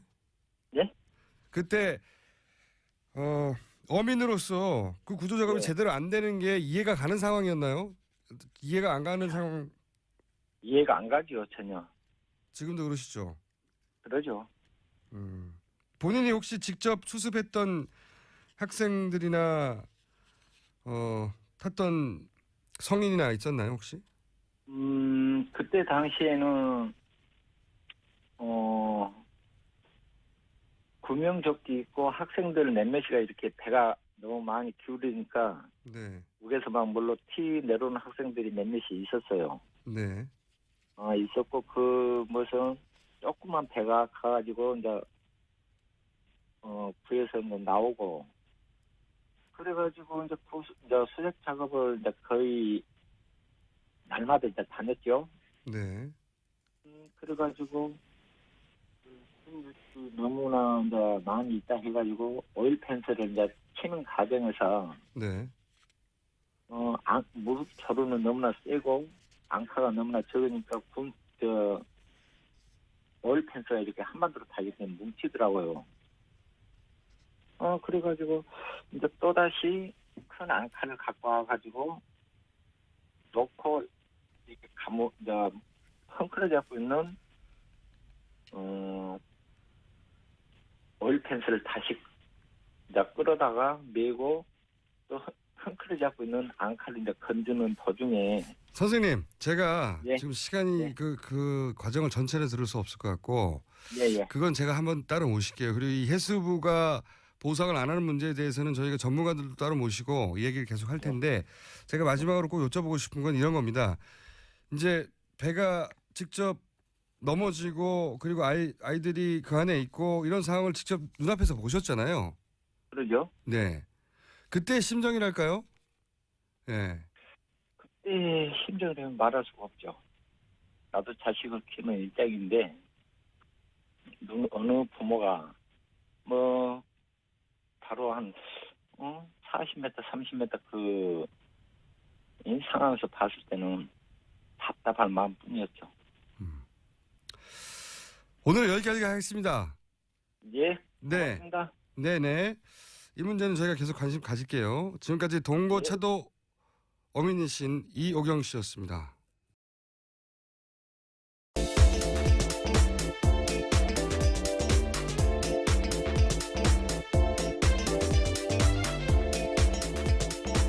시사인의 김은지입니다. 자, 첫 뉴스는 당연히 구속 소식이겠네요. 네. 네, 박근혜 전 대통령이 오늘 새벽 3시 정도에 구속영장 발부됐습니다. 네. 강구영 영장 전담 판사는요, 주요 혐의가 소명되고 증거인멸 염려가 있어서 구속의 사유와 필요성, 상당성이 인정된다 이렇게 설명했습니다. 생각보다 일찍 나왔어요. 네, 그렇죠. 네, 그 영장 심사하는데 걸린 시간이 8시간 이상이었잖아요. 네, 거의 9시간 가까이 네, 됐습니다. 이게 최장 기록이라는데 심사숙고하느라 심사하는 기간이 길어진 게 아니라 혐의가 너무 많았어요. 13가지나 되죠. 예. 13가지 한꺼번에 혐의가 나오는 경우도 그렇게 많지 않거든요. 그리고 그래서 수사 기록이 10만 쪽이 넘었다고 그러죠. 10몇만 쪽이요? 네, 12만 쪽이 된다고 합니다. 네. 그런데도 새벽 3시에 나왔다는 거는 사실은 다 써뒀다는 얘기죠. 내용은.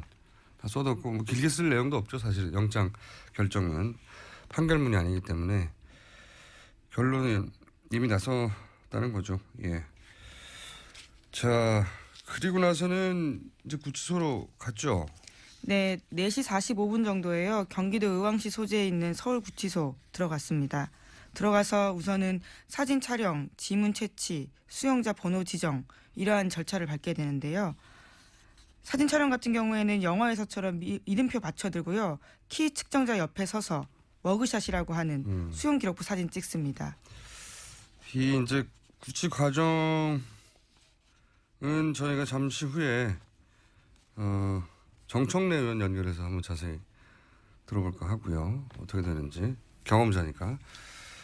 자, 그 전날 보니까 박지만 회장이 찾아갔다고 해요. 그죠? 네, 4년 만에 만났다라고 하는데요. 박지만 이지 회장 부부가요. 어제 삼성동 박근혜 전 대통령 자택 찾았습니다. 그래서 대화를 나눴다라고 하는데요. 친박 의원들에 따르면 박 회장은 누나 잘 지내냐 이렇게 물었다고 하고요. 이에 대해서 박 전 대통령은 오랜만이다라고 답했다고 합니다. 또한 박 전 대통령은 사저를 찾은 친박 의원들한테 자신이 떠나면서 가서 소명 잘하겠다 이렇게 말하기도 했고요. 또 편안히 볼 날이 있을 것이다라는 인사도 했다고 합니다. 편안히 보겠다. 친박 의원들에게 네. 볼 날이 있을 것이다. 구치소에서 다 만나자는 얘기인가요? 예, 아직 미결된 수용자 같은 경우에는요. 하루에 10분이거든요. 한 명만 가능합니다. 아니 이제 그분들 다 들어오라는 얘기죠. 네. 예.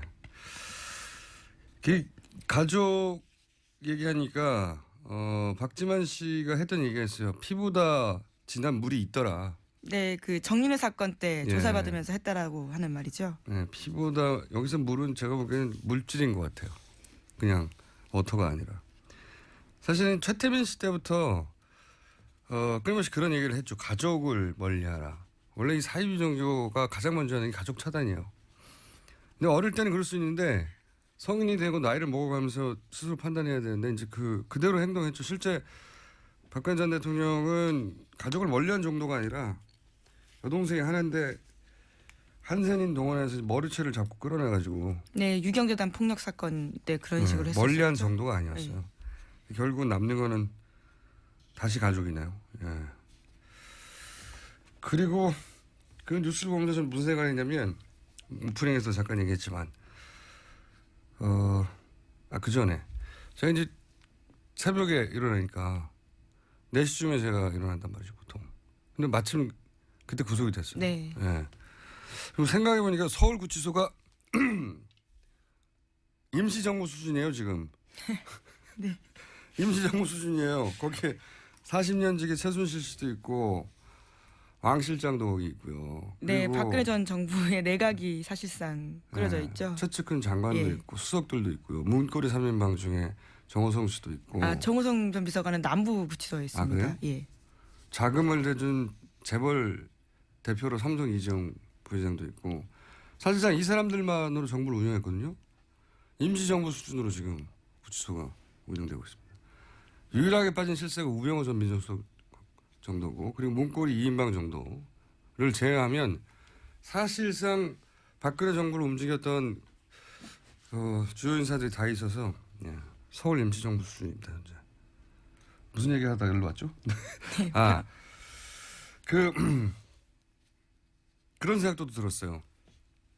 박근혜 전 대통령이 자신에게 불리한 일이 벌어졌을 때 일을 처리하는 방식, 꼬리를 아주 잔인하게 잘라버리잖아요. 저는 사태가 여기까지 오는데 물론 태블릿도 큰 역할을 했지만 정호성 비서관이 본인이 본인 선에서 꼬리가 잘릴까 봐. 그 전에 생각해 보시면 그 정윤회 문건 사건인데 잘려나가는 걸 봤지 않습니까? 명백한 사건인데도. 그런데 이 사건이 터지고 나서 태블릿에 들어있는 문서를 정호성 비서관이 단독으로 그냥 준 것이다. 이렇게 결론 날 수도 있었어요. 그렇죠. 그때만 하더라도요. 네, 결론 날 수도 있었는데 그렇게 끝나지 않았던 이유가 정호성 비서관이 휴대폰에 남겨놓은 녹취록 때문이거든요. 네, 음성 녹취가 있었죠. 네. 저는 그때 정호성 비서관이 그런 생각을 했을 것 같아요. 그거를 충분히 버릴 시간이 있었는데 버려지지 않고 그게 집에서 압수수색 때 나왔다는 게 다들 의아해했거든요. 정호성 비서관 본인 입장에서는 나만 죽고 영원히 끝날 수도 있겠다. 자기 보호의 최소한의 방어 수단으로 그 녹취를 버리지 않았다고 보거든요. 박근혜 전 대통령이 그 전에 그렇게까지 잔인하게 자기한테 불리하다 싶으면 아무리 충성했던 사람도 단칼에 베어내고 자기만 살려고 했던 그런 패턴이 아니었다면 이번엔 거꾸로 살았어요. 제가 보기엔 벗어날 수 있었어요. 어떻게든 자업자득이죠. 자업자득 하니까 또 생각나는 게 이 뉴스가 워낙 큰 뉴스니까 박근혜 전 대통령이 몰라온 결국은 최태민, 최순실로 이어지는 그 인연 때문인데 이 아이러니한 것이 지각 집회들 안 그래도 과격해서 사실 기자들도 많이 다치고 했잖아요. 예. 그런 뉴스가 계속 쏟아져 왔었죠. 예, 저희 취재 기자들도 맞아서요. 네. 상처가 나고 그랬습니다. 그러니까 뭐 특정 기자만 그러는 게 아니라 거기 예, 보이는 기자 다 네. 때리고 있습니다. 취재하는 모든 기자들 그리고 뭐 주민들에게도 그래서 제가 도대체 어느 정도인지 이 문제를 한번 간단하게 짚어볼까 합니다. 미니로 그런 뉴스만 접했지. 친박 집회의 폭행들이 어떤 식으로 벌어지고 있는지 윤석빈 전국 언론노동조합 특임부위원장 연결됐습니다. 안녕하세요. 네, 안녕하세요. 네, 여보세요? 네, 목소리를 네, 안녕하세요. 상쾌하게 해주십시오. 네. 그 간간히 접하긴 했는데 네. 이 친박 집회에서 이제 이 폭행 사태로 언론인들이 곤욕을 치는 게 어느 정도입니까? 지금 현재 공식 집계가 된 부분은 없는데요. 예, 저희가 조사한 바로는 헌재가 예. 박근혜 전 대통령을 파면한 10일부터 예. 13일까지 4일 동안에만 안국동 일대하고 박근혜 전 대통령의 삼성동 자택 인근에서 예. 12건 이상의 기자 집단 폭행이 있었습니다. 2박 3일 만에 네네. 그 이후로도 계속 그런 기사들이 나오던데 네네. 좀 구체적으로 몇 가지 사례를 소개해 주시면 어떤 일이 있었습니까?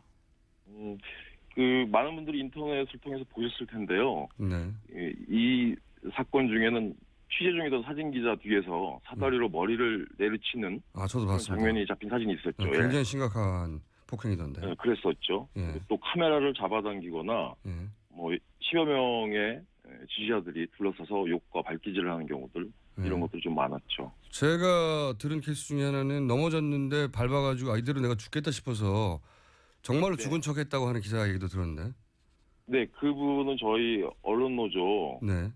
조합원은 아닌데 예. 저희도 그건 접수를 했거든요. 예. 조합원이 그런 아닌 경우도 케이스도. 예, 그렇죠. 무차별하게 이제 기자들을 폭행을 하는 거죠. 그러니까 카메라를 든 사람들을만 보이기만 하면 뭐 구분하지 않고 때리고 뭐 커피를 끼얹기도 하고 그렇다면서요. 예, 어저께 일어났던 일인데요. 예. 오전 7시 30분쯤에 강남구 삼성동 박재 대통령 집 인근 골목에서 일어난 일입니다. 그 친박 지지자가 신문사의 취재 기자를 향해서 먹다 남은 커피를 끼얹었다고 하더라고요. 그리고 이제 사실은 이제 요즘에는 이런 일들이 좀 빈번한데요. 쓰레기를 던진다거나 욕을 좀 심하게 하고, 침을 뱉거나 이런 일들이 있고요. 얼굴에 침 뱉고. 또 오후, 맞습니다. 그리고 오후 3시 10분께는 서초동 서울중앙지방검찰청 서문 앞에서 60대로 보이는 남성 한 분이 방송사 기자를 등하고 엉덩이를 발로 찼다고 하더라고요. 제가 이 기자하고는 어저께 직접 통화를 했었는데요. 예. 경찰은 스크럼을 짜고 보호를 해주고 있었는데도 갑자기 이를 뚫고 발기질을 해서 피할 수가 없었다고 하더라고요. 그러니까 이제 뭐 언론 기자들이 자기 이야기를 기사화 잘 하기가 힘드니까 네, 그렇죠. 예. 그 이야기가 잘 등장은 안 하는데 사실은 거기 가는 분들 무섭다고 하더라고요. 막 때리고 뜨거운 커피 붓고 뭐 침 뱉고 사다리 휘두르고 하니까. 예. 그러니까 욕이 뭐 단순히 멀리서 네. 쓰레기, 기레기 가라 뭐 이런 정도가 아니라 예. 좀 입에 담기 힘든 말들. 그렇죠. 눈앞에서 예. 뭐 어떻게 해버린다고 아주 그냥 찢어서 어떻게 한다고 뭐 이런 식의. 예, 그런 식입니다. 그렇군요. 이렇게 기자들에게 이렇게까지 적대적으로 된 거는 무슨 이유라고 보십니까? 어떤 이유라고? 이게 좀 단정 짓기는 좀 어려운 측면이 있는데 박 전 대통령 지지자들이 자신에게 우호적인 언론은 사실 지금은 MBC밖에 없다고 인식하고 있습니다. MBC 기자들만 이런 폭력으로부터 자유롭습니까? 네. 예를 들어서 뭐 보수 정편 기자들도 마찬가지로 당합니까? TV조선 같은 경우엔 그 탄핵의 같은 세력이라고. TV조선까지. 예. MBC 입장에서는 자랑스러운 건 아닌데 어쨌든 MBC 카메라를 제외하고는 무차별로 공격하고 있다. 그렇죠. 어허.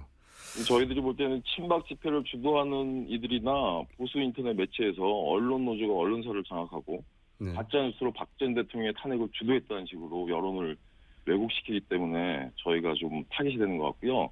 언론 노조가 타깃이 되니까 모든 기자들이 다 좌빨, 빨갱이 뭐 이렇게 보이는 게 아닌가. 그렇게 또 실제로 얘기를 하고 계시고요. MBC를 제외한 모든 기자들이 다 좌빨이다. 예. 예. 그래서 그들이 가짜 뉴스를 만들어내서 결국 이렇게 된 거다. 인식 체계가 그렇다는 예. 거죠. 예, 사례를 하나 들자면 지난 2월 13일 날 국회 환경노동위원회에서 MBC 경영진의 노조 탄압 등 부당 노동 행위로 백종원 MBC 부사장을 고발하고 예. 경영진에 대한 청문회 개최를 의결했었거든요. 네.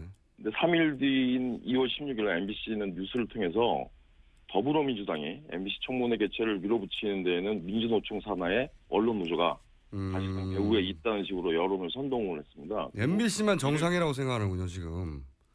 정상인 정도가 아니라요. 애국이라고 얘기합니다. MBC만. 야, 이건 MBC 입장에서는 입장을 내놔야 될 뉴스인 것 같은데. 자, 마지막 질문인데 네네. 앞으로 이게 더 폭력적이 될 거라고 보십니까? 아무래도 오늘 그 구속이 됐기 때문에 박 전 대통령이 구속이 됐기 때문에 좀 더 궤양될 거라고 좀 보여지고요. 사실은 파면이 됐던 날도 저희가 기자들 폭행 사실을 전해 듣고 서울시경 앞에서 기자회견을 열고 면담을 요청한 다음에 적극적인 보호하고 가해자에 대한 엄중 처벌을 요청을 했었습니다. 경찰에. 그래서, 예. 그래서 경찰이 입장문을 공식적으로 발표를 했고 최근 들어서 스크럼도 짜주고 비교적 적극적으로 좀 보호 조치를 해주고 있는데 아무래도 지금 다시 촉발이 돼서 궤양될 수 있거든요. 4월 1일 날 또 집회들이 예고가 된 것들이 있어서 저희도 좀 예의주시하고 좀 봐야 될 것 같고요. 경찰에도 다시 한번 보호 요청을 해야 될 것 같습니다. 알겠습니다. 조심하시고요. 오늘 말씀 감사합니다. 예, 고맙습니다. 첫 번째 인터뷰 시간입니다. 박근혜 전 대통령이 구속이 됐습니다. 공무원 인사에 부당하게 개입을 했거나 네. 혹은 최순실 게이트 당시의 어떤 역할, 이걸 네. 덮으려고 어떤 역할을 했는가. 네. 크게는 그 정도군요. 예, 그렇습니다. 세월호 관련 그 수사 개입했다. 이 부분은 어떻게 보십니까? 그 부분도 저희 국정조사 때 이미 나왔던 얘기들이고요. 네. 검찰도 관련자들을 지금 상당히 심도 있게 조사를 한 걸로 알고 있거든요. 네. 그 세월호 당시에 이제 해경이 구조를 정말로 이게 무능해도 그렇게 무능할 수가 없을 정도로 그런 방식으로 지금 구조 작업을 진행했지 않습니까? 네. 그래서 최종적으로 이제 1, 2, 3정 정장이 징역 3년의 실형을 선고받았었는데 이 세월호 관련자들에 대해서 광주지검이 이제 업무상 과실치사죄로 수사를 시작하니까 청와대와 법무부 상층부에서 이걸 필사적으로 막았다. 그렇죠. 예, 국가 책임이 인정이 되면 그게 실질적으로 대통령에 대한 책임 또 대통령에 대한 어떤 정치적인 책임의 빌미가 되기 때문에 이걸 막으려고 했었던 것이고 네.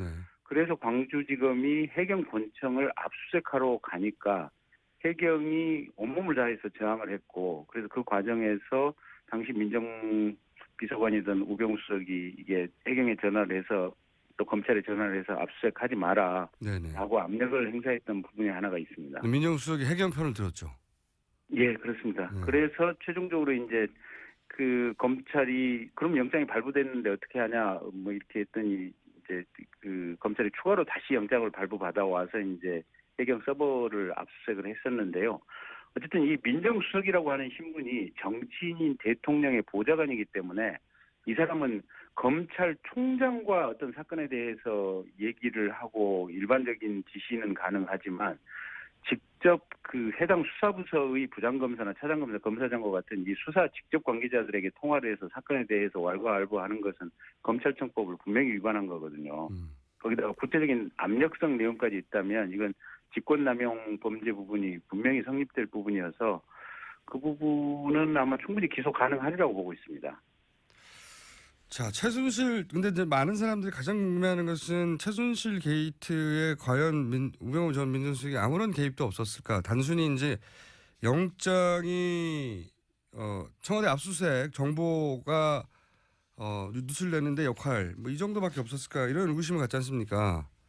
그러니까 이게 지금 어제가 세계일보 보도를 보면 그 작년 10월 29일 날에 있었던 서울지검의 청와대 압수수색하는 과정에서 민정수석실에 있는 비서관하고 압수수색을 담당하고 있던 팀의 부장검사하고 도합 6차례나 이렇게 그렇죠. 전화통화를 했다라는 내용이 있거든요. 압수수색 전에 청와대. 예. 예. 그래서 이게 수사의 주체와 수사의 대상자들이 서로 이렇게 긴밀하게 통화를 한다고 하는 것은 말이 안 되죠. 결국은 수사 정보 누설 가능성이 있지 않느냐 이제 이런 추측이 가능할 수 있는 부분이고요. 네. 실제로 제가 국정감사 과정에서 이게 말씀드렸던 대로 그 독일에 있던 최순실 씨가 한국으로 전화를 해서 이 컴퓨터라든지 이런저런 증거물들을 지금 폐기하라라고 지시를 하지 않습니까? 전화상으로. 시점을 정해서 맞습니다. 예.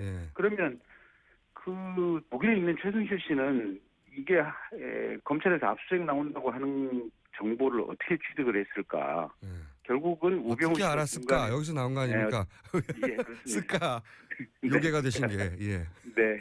그래서 그건 중간에 있는 우병우 민정수석이 중간에서 이 검찰 수사 정보를 취득해서 알려줬기 때문에 그런 과정이 가능하지 않았을까 추정이 충분히 가능한 그렇죠. 부분들이고요. 합리적 추정이죠. 예. 그다음에 또 한 가지가 예. 그 최순실 씨가 지금 롯데그룹에 대해서 압수수색이 나가기 직전까지 롯데로부터 받았던 70억을 다 돌려주라라고 얘기를 했지 않습니까? 갑자기. 예. 갑자기. 예. 근데 그것도 이 롯데에게 압수수색으로 나갈 시점을 정확히 알고 있었기 때문에 돈을 돌려주라라는 얘기가 있었는데 그렇다고 한다면 검찰의 수사 정보가 속속들이 사실은 최순실 일당에게 다 이렇게 전파돼서 나갔고 그러면 그 전파돼서 나간 통로가 중간 거점 통로가 누구냐? 네. 결국은 저희들은 합리적으로 추정해 볼 때 우병우 수석밖에 없다라고 네. 보는 것이고 검찰이 그 부분을 명확히 밝혀내서 우병우 수석을 단죄하고 또 검찰 내부를 단죄해야만이 국민들이 검찰에 대한 신뢰를 되찾을 수 있지 않을까 싶습니다. 그런데 이제 마지막 질문인데 소위 말하는 우병우 라인이 네. 살아 있다고 하는데 그게 가능하겠습니까? 그러니까 말입니다. 지금 그래서 사실 대통령부터 비롯해서 대통령, 삼성 부회장, 비서실장 모두가 다 가장 강한 실세들이 다 구속됐는데도 우병우 민정수석은 여전히 밖에 있어요. 대단합니다. 그래서 예. 이제 다만 이제 조금 희망적인 것은 그래도 과거보다 희망적인 것은 박근혜 대통령이 탄핵당하고 구속이 되면서 분위기는 완전히 바뀌었다라고 이제 검찰 내부에서도 느끼고 있기 때문에 과거보다는 조금 더 적극적인 수사 의지를 보이고 있는 것은 분명한데요. 네. 이제 그래도 검찰 자신들의 어떤 내부 치부를 검찰 스스로 얼마만큼 수사할 수 있을 것인가 이제 이게 관건이고 사실은 그게 한계가 있을 수밖에 없다라고 보고 있습니다. 그래서 저희로서는 일단 검찰이 제대로 수사하고 있는지를 국회에서는 이 행정부 감시 견제 기능을 통해서 적극적으로 좀 들여다보고 감시를 하면서 조금 부족하다 싶으면 특검을 추진할 수밖에 없지 않나 싶습니다. 우병우 특검이 가능할 수도 있겠다. 이런 말씀이시네요. 네. 네. 왜냐하면 다른 사람들은 검찰이 밖에 있는 사람을 잡는 거지만 우병우 사건 같은 경우에는 검찰이 내부에 있는 사람들 잡아야 할 수도 있다. 한마디로.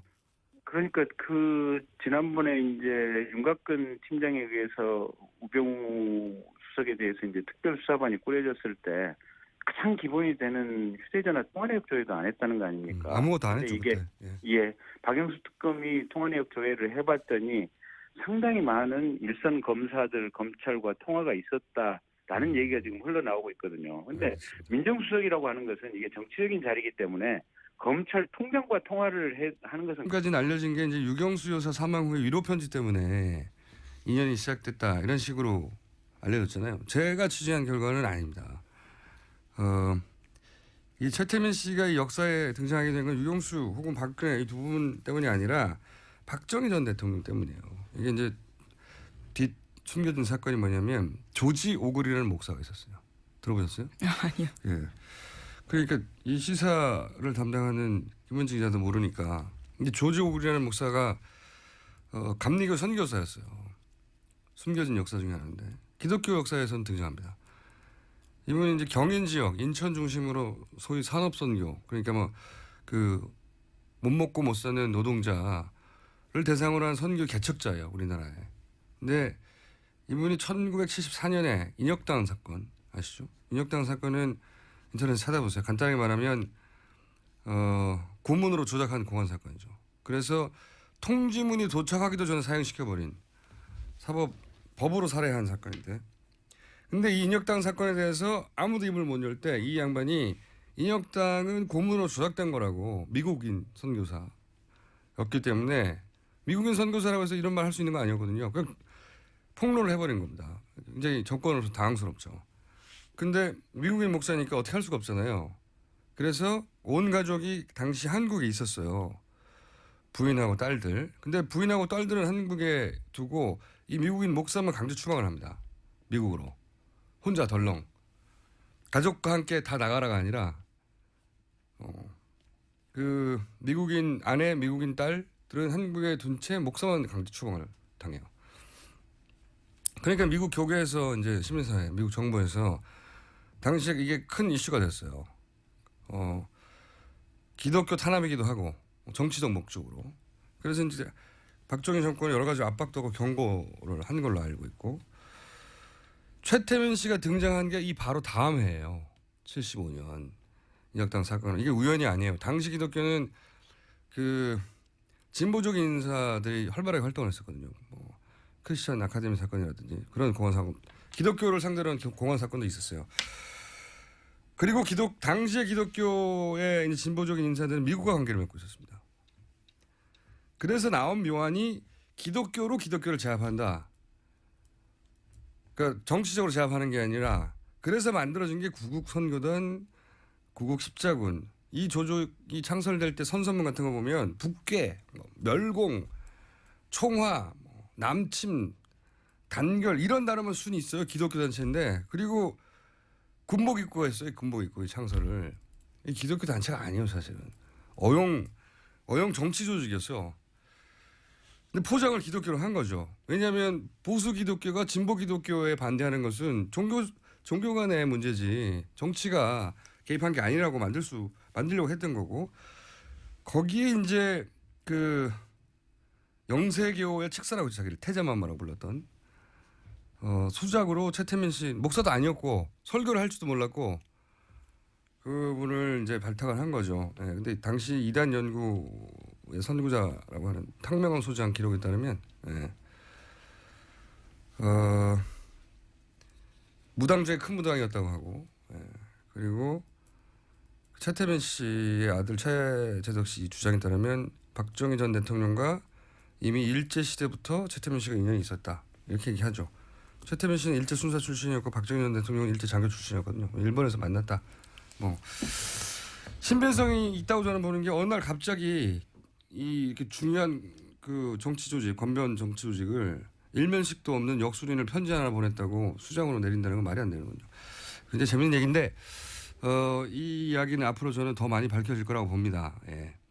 근데 이런 걸 숨기기 위해서 이제 편지 스토리를 당시 만들어냈다. 제 취재 결과는 그렇습니다. 이 아이러니죠. 박정희 전 대통령이 자기 권력을 강화하려고 최태민을 고용하고 통제했는데, 자식 때 이르러서는 거꾸로 최태민의 딸이 거꾸로 박정희의 딸을 통제하고, 그리고 박정희 신하까지 몰락시킨. 자, 갑자기 입이 터졌어요. 그런 일이다. 본인의 몰락은 본인이 권력욕 때문에 시작된 것이다. 본인의 신화의 몰락은. 언제 길게 얘기를 한번 할 시간이 있겠죠. 예, 내가 너무 많이 잡아먹었네. 제목 정도 정리하죠. 예. 네, 세월호 오늘 목포신항으로 출발해서요. 지금 또 목포신항을 가고 있습니다. 네. 하지만 부식이 굉장히 심각해서요. 당장 수색하기 힘들 수도 있다라는 이야기가 나오고 있습니다. 그러니까요. 그래서 뻘도 너무 많고, 그러니까 조사 시기, 조사 방법, 이거 원점에서 다시 고려해야 되는 게 아닌가, 이런 상황인 거고요. 예. 또 제목만 급히 읽을 수 있겠습니다. 몇 가지. 왜냐하면 저기 미니 인터뷰가 하나 준비돼 있거든요. 예. 네. 뭘로 말씀을 드릴까요? 너무 많죠? 예. 우병우 수석 같은 경우에는요. 남아있는 가장 핵심적인 수석은 구속되지 않고 기소되지 않고, 우병우 전 민정수석이죠. 예, 우병우 전 수석 관련해서는요. 세월호 수사 외압했다라는 거에 대해서 검찰이 수사를 하고 있고요. 이에 대해서 담당 검사의 진술도 확보했다라고 합니다. 당시 외압을 받았다고는 예. 합니다. 그 외압을 받았다고는 광주지검의 그 부장검사 이제 부장검사로부터 진술 확보했다는 거죠. 외압했었다고. 실제로 우병우 전 수석은요. 청문회 때 전화 건 사실을 인정했습니다. 근데 외압은 아니었다고 했죠. 네네. 예. 자, 나머지 안철수 후보가 4연승해서 뭐 당연히 예상된 건데 후보로 거의 확정적이고 오늘은 한국당이 확정되죠 후보가. 예, 자유한국당 후보 확정됩니다. 더불어민주당은 영남에서 경선이 있습니다. TV 토론 마지막이고. 예, 어제 마지막으로 했고요. 안희정, 이재명 두 후보가 2, 3위 콜라보를 하겠다고 하는 그런 뉴스가 있더라고요. 굉장히 개인적으로 흥미롭게 보는데 원래 결선을 가고자 하는 게 목표잖아요. 근데 두 후보가 콜라보를 해서 어쨌든 결선에 가자. 예. 굉장히 흥미로운 제안이라고 봅니다. 예. 자, 여기까지 하고요. 저희가 또 걱정하는 게 뭐냐면 박근혜 전 대통령이 이제 구속되면서 이제 남은 실세 우병우 전 민정수석이라고 보는데 자, 우병우 전 민정수석을 상대로 한 청문회에서의 질문 과정에서 습가 요정이라고 하는 본인의 외모하고는 어울리지 않는 요정의 별명을 얻어낸 국민의당 김경진 요정 의원을 연결해 보겠습니다. 안녕하십니까? 안녕하십니까? 제가 웃겠습니다. 네, 저도 시사 요정이라 불리니까요. 네. 네. 의원님 그럼 습가 요괴라고 할게요. 자, 여기까지 하고 법률적으로는 뭐 당연히 구속돼야 마땅한 상황이었던 거죠. 예, 그렇습니다. 이게 워낙 중형이 예상되는 상황이고요. 네. 이제 법 자체의 특가법 뇌물이니까 아무리 적게 해도 최소 10년이고요. 네. 통상 대법원 양형 기준에 따르면 20년 이상 형이 선고 가능성이 높은 사건입니다. 네. 이제 그러다 보니까 이게 그렇게 실제로 형이 선고가 어느 정도 가시화되면 도주 우려가 있다라고 이제 법원에서는 판단을 하는 거고요. 두 번째는 이제 증거인멸 우려 관련해서는 이미 여러 차례 증거에 관한 이 잘못된 어떤 행위들이 있었지 않습니까? 네. 태블릿 PC가 조작됐다고 얘기를 한다든지 대포폰으로 통화를 한다든지 이승철 씨에게 어떤 위증을 교사한다든지 이런 것들이 증거인멸의 우려가 그런 과정 속에서 충분히 드러났다 이렇게 보고 영장 발부를 한 것 같습니다. 자, 그 검찰 출신으로도 연결을 한 거지만 정치인이기도 하시니까 이 질문도 한번 드려볼게요. 박근혜 전 대통령의 구속은 뭐 사실상 법률적으로 거의 확실시 됐는데 근데 이제 여기에 대해서 의견들이 분분했던 것은 박근혜 전 대통령의 구속이 이제 정치적 역풍을 불러오지 않겠느냐. 그래서 검찰이 고심이 없을 수 없다. 뭐 이런 관측들, 분석들이 있었는데 이 소위 정치적 역풍에 대해서는 어떻게 판단하십니까? 그러니까 이게 구속을 해도 역풍이 있을 수 있고 구속을 하지 않아도 역풍이 있을 수 있고 그러거든요. 네네. 결국은 이 국민들의 민심에 따른 풍향계가 이 바람을 일으키는 거니까요. 네. 근데 그렇기 때문에 이래도 역풍 저래도 역풍이라면 당연히 이 법과 원칙에 따라서 판단을 할 수밖에 없는 것이 법조계의 사정이고요. 네. 그러면 어느 역풍이 더 적게 불 것이냐. 그래서 국민들의 마음을 이렇게 헤아려 보면 대체로 국민들 10명 중에 7명은 박근혜 대통령에 대해서 구속수사는 당연한 것이다 이렇게 생각을 하고 있고 구속수사를 안 했으면 좋겠다라고 하는 국민의 마음은 10명 중에 3명에 불과한 이런 상황이거든요. 네네. 그래서 지금 이제 오늘 새벽에 구속 집행이 됐는데 실은 그 탄핵 막바지에 모였던 태극기 집회 참석자하고 네. 어제 영장 실질 심사를 받으러 갈 때 박근혜 전 대통령 자택 앞에 모여있던 숫자하고 현격히 다르지 않습니까? 네네. 그래서 구속이 되고 또 기소가 되고 재판에 넘어가면 그 숫자는 더더욱 줄어갈 거거든요. 그래서 우리 사회가 굉장히 합리적이고 건전한 또 이 높은 수준을 가진 국민들로 이루어진 이런 국가이기 때문에 극우 보수적 관점이 판칠 수 있는 이런 분위기는 아니라고 봅니다. 그래서 극소수가 어떤 극우 보수에 의한 역풍을 고려한다라고 하는 것은 굳이 큰 어떤 정치 상황 속에서 이렇게 의미 있는 부분은 아니다 이렇게 봅니다. 대선에 영향을 미칠 만큼의 뭐 역풍은 없을 것이다 이렇게 보시는 거군요. 네. 예, 그렇습니다. 만약에 구속이 안 됐다면 대선 판도에 직접적인 영향을 미칠 정도로 뭔가 강한 바람이 불었을 텐데 구속이 이 법 원칙에 따라서 되다 보니까 이 대선 판도에는 아무런 영향을 미치지 못할 것이라고 봅니다. 뭐 저도 동의하는 것이 그 보수 진영에서는 구속이 가져올 역풍을 기대하겠지만 사실은 탄핵 그리고 검찰 출석, 영장 신청, 발부 이게 단계적으로 충격이 완화되어서 연착륙되었기 때문에 네. 뭐랄까요 어쩔 수 없는 일이 일어났다고 받아들여지는 정도까지 이게 단계적으로 충격이 완화된 것 같아요. 예. 그러니까 이게 대한민국 국민이요. 지금 10명 중에 9명이 대학교를 졸업한 사람들입니다. 근데 그런 국민들 앞에서 이게 그런 국민을 속일 수 있다. 또 그런 국민들 앞에서 전직 대통령이라는 이유로 특권을 받겠다라고 생각하는 것 자체가 있을 수 없는 것이고요. 근데 그런 국민들이 또 박근혜 전 대통령을 뽑았으니까요.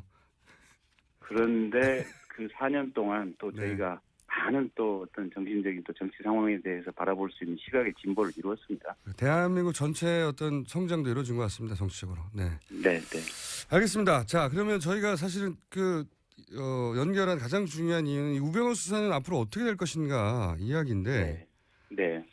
어떻게 보십니까? 뭐가 남았고 간단하게 이제 지금 혐의들 정리해 주시고 앞으로 뭘 어떻게 집중적으로 조사해야 될지 짚어주십시오. 저는 당연히 우병우 수석도 조만간 검찰에 의해서 구속영장 청구가 되고 법원에서 발부될 것이다. 결국 구속될 것이다라고 보고 있고요. 네. 지금 오 수석의 혐의는 대체로 개인적인 비리 부분이 있고요. 네, 그러니까 개인 이제 비리. 가족기업 정강 운영과 네, 관련해서 뭐 횡령 뭐 이런 이야기들이 있고. 예, 네. 그다음에 민정비서관 임명 직전까지 변호사로 재직하다가 민정비서관으로 임명된 이후에도 변호사로서 일을 계속해서 좀 봐주고 돈을 받은 것이 아니냐 이런 의혹 부분이 하나가 있고요. 근데 그런 것들은 서로 이제 유죄로 판명된다 하더라도 그다지 형도 세지도 않고 그렇지 않습니까, 사실은? 그런데 민정비서관 이후에 이제 변호사로서 어떤 사건을 계속해서 봐주면서 돈을 받았다고 하는 것은 이게 뇌물로 연결될 소지가 있어서 뇌물 연결될 수 그게 있다. 수임료가 억대라면 그것도 법정형이 10년을 넘어가는 상황들입니다. 그래서 형이 만만치 않고요. 어쨌든 이제 저희가 이제 관심을 갖고 있는 부분들은 최순실 게이트 과정에서 우병우 수석이 검찰로부터 수사 정보를 취득해서 여기저기 좀 누설을 했느냐 이제 이런 부분들이 하나가 있을 수 있고요. 예, 예. 또 민정비서관이나 민정수석으로 재직하면서 외교부라든지 문화체육관광부 또 공정거래위원회 등의 어떤 직원들에게 압력을 가해서 잘못된 직무집행을 하도록 했는가 그런 부분들을 지금 현재 검찰이 집중적으로 들여다보고 있는 것으로 알고 있습니다.